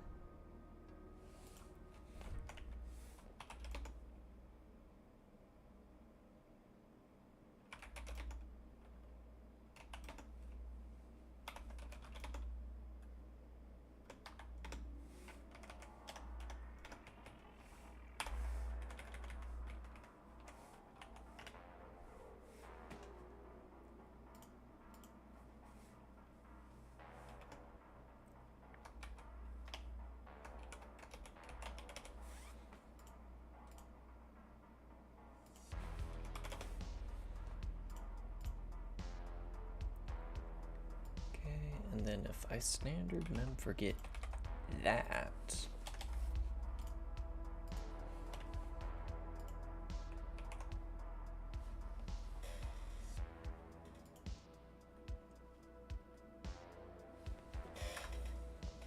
no, we're still calling.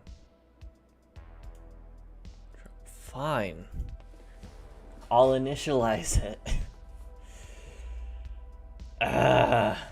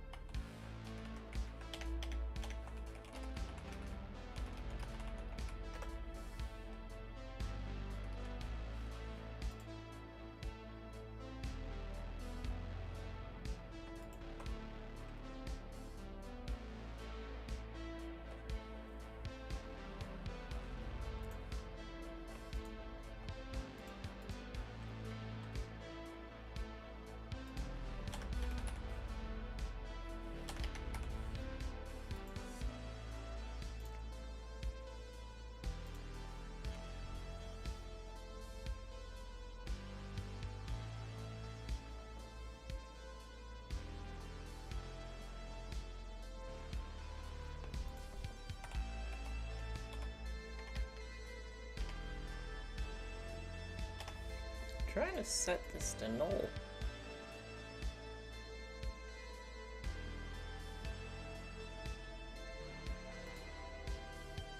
Let me set it to null.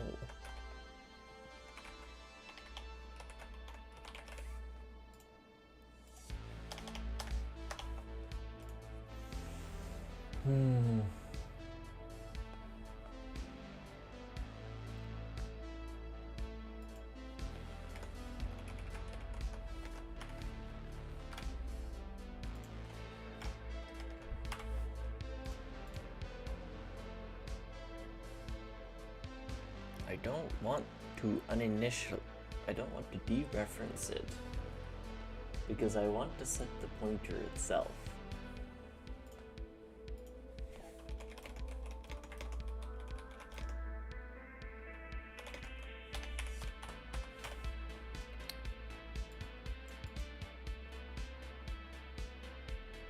Okay, I know how to create the pointer. It's not letting me set it, which is the problem. Oh, right, maybe it's talking about the BraneEngine string itself, not the pointer on the BraneEngine string. There we go. Thank you for working.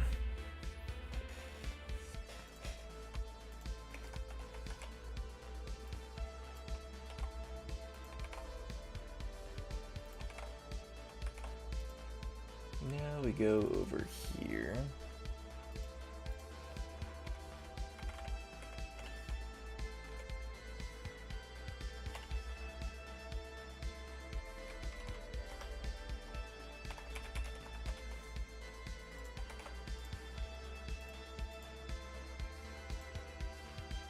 Work now?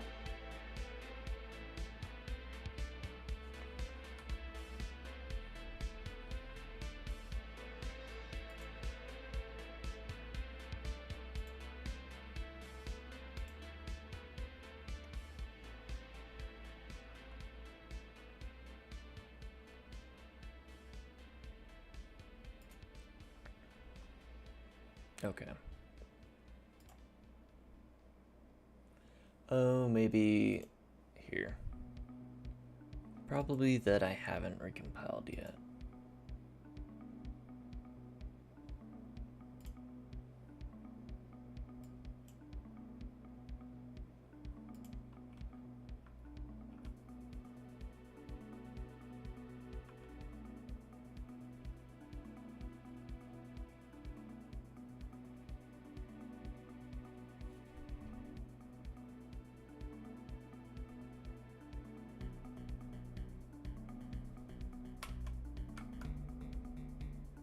That was fine.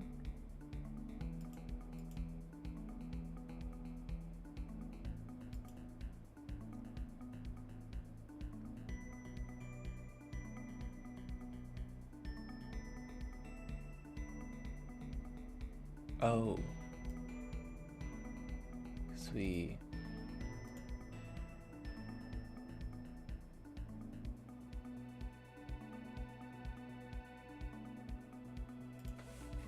broke this completely.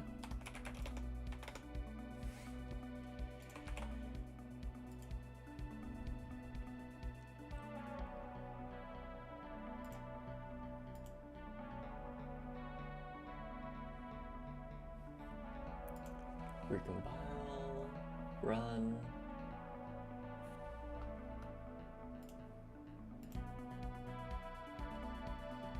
There we go. Never mind.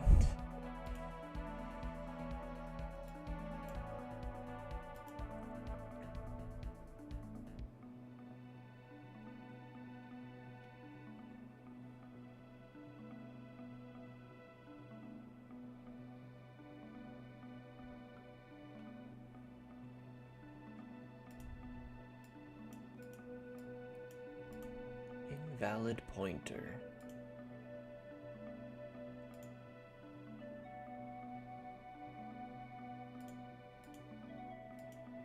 Oh, you're right, that is an invalid pointer. Look at that.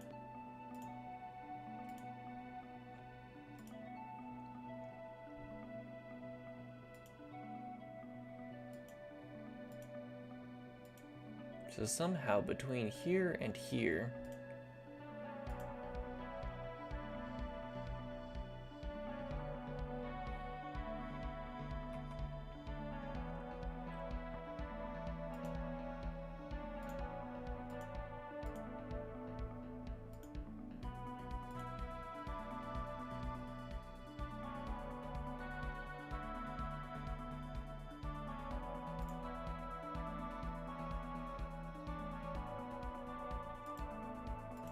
if I go back to here,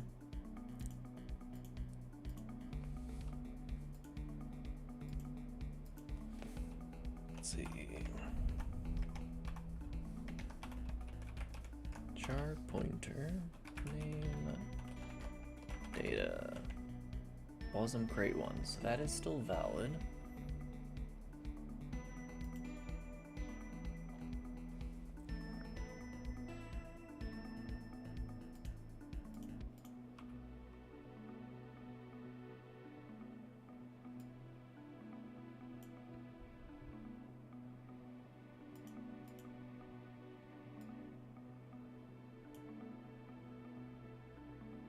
And this freaks out.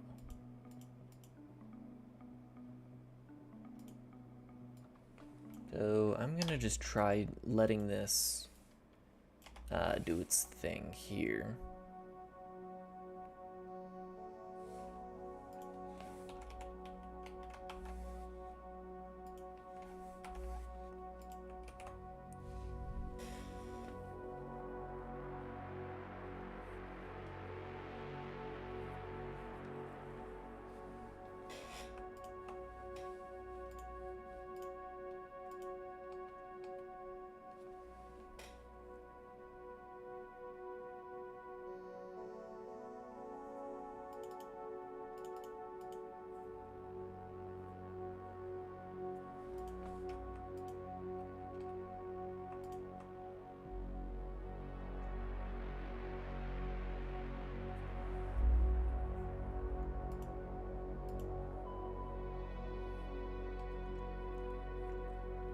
Invalid pointer.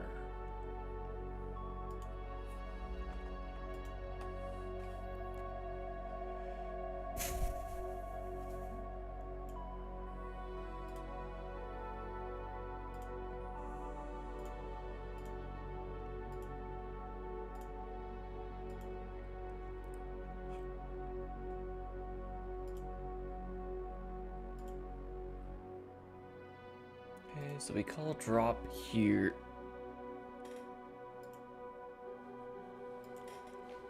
It should do nothing, yep.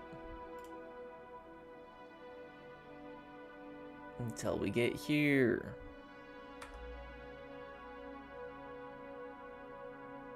Where data should not be null. Which it is not.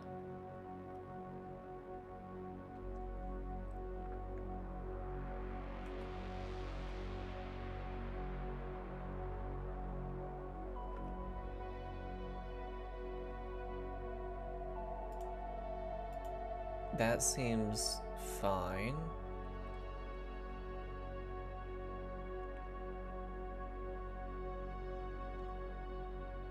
And then it freaks out.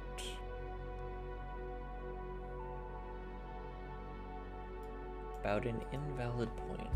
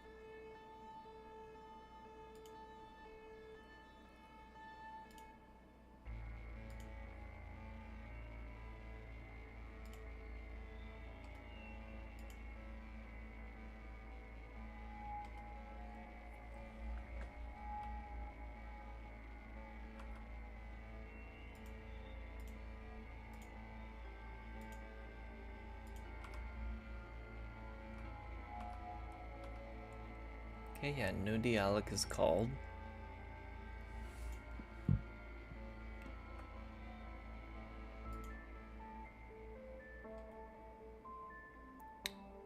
Wait a second.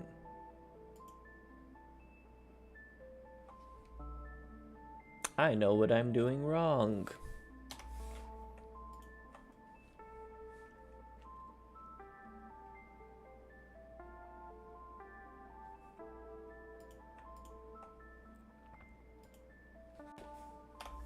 The problem is that I am trying to delete a stack pointer.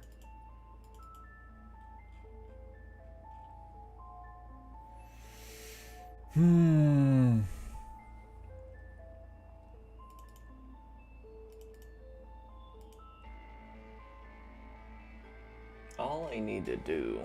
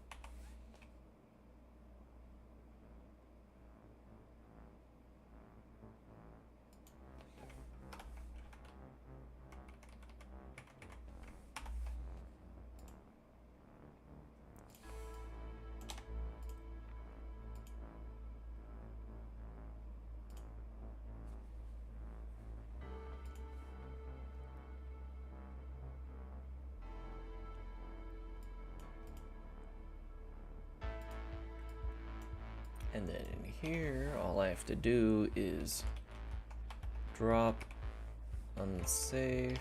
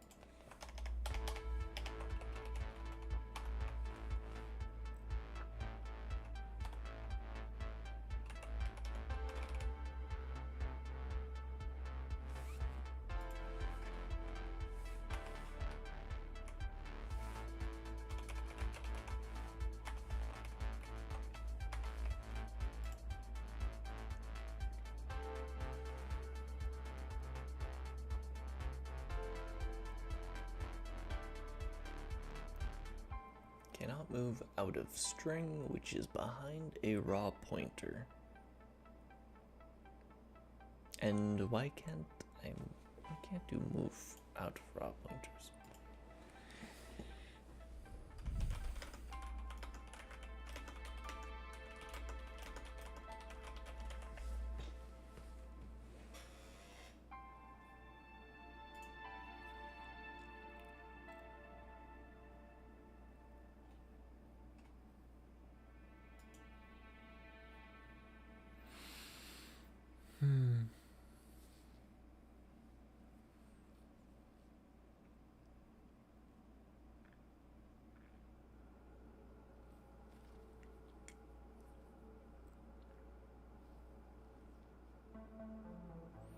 Okay, I guess I'll just implement this manually for now.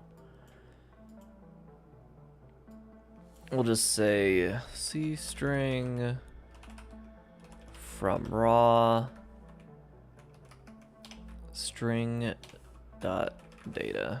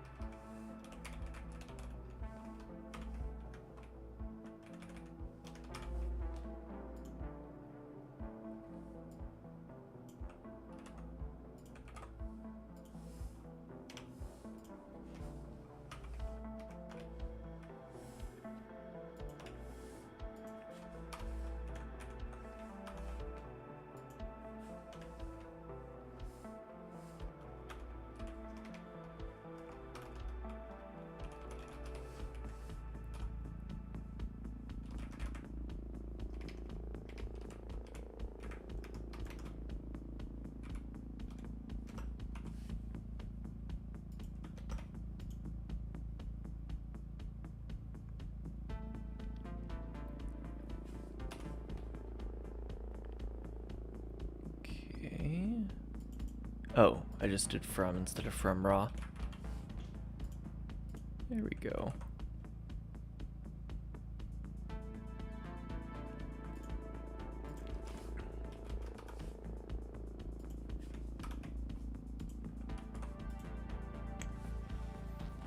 There we go.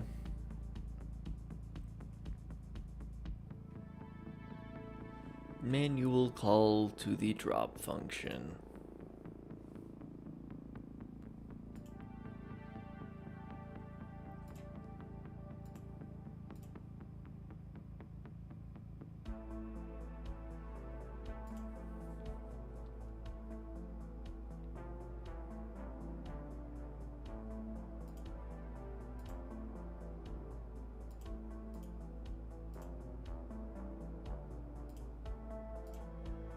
And look at that.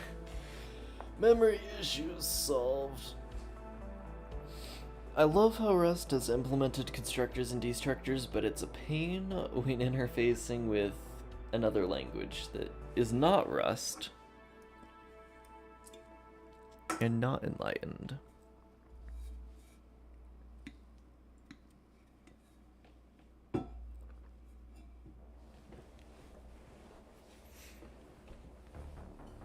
Alright, well, with that, well, actually, no, first, I want to test to see if stuff is, if metadata actually is working. So, let me check my test crate real fast. Do we have a, we do. So we can test real quickly.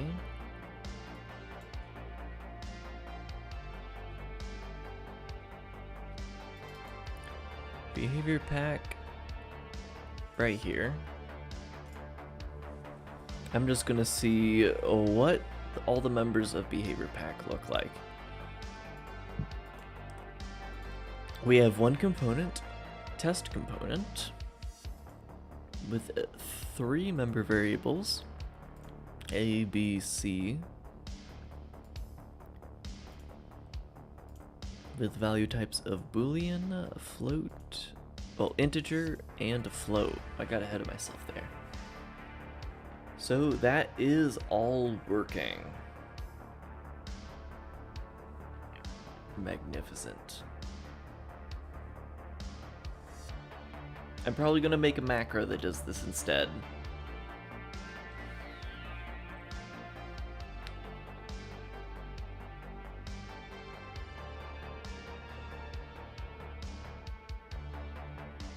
But anyway, that is where I am going to sign off for the day. I'll probably be back tomorrow though. So tune in for that if you're still listening, I guess. But yeah, I shall see you then.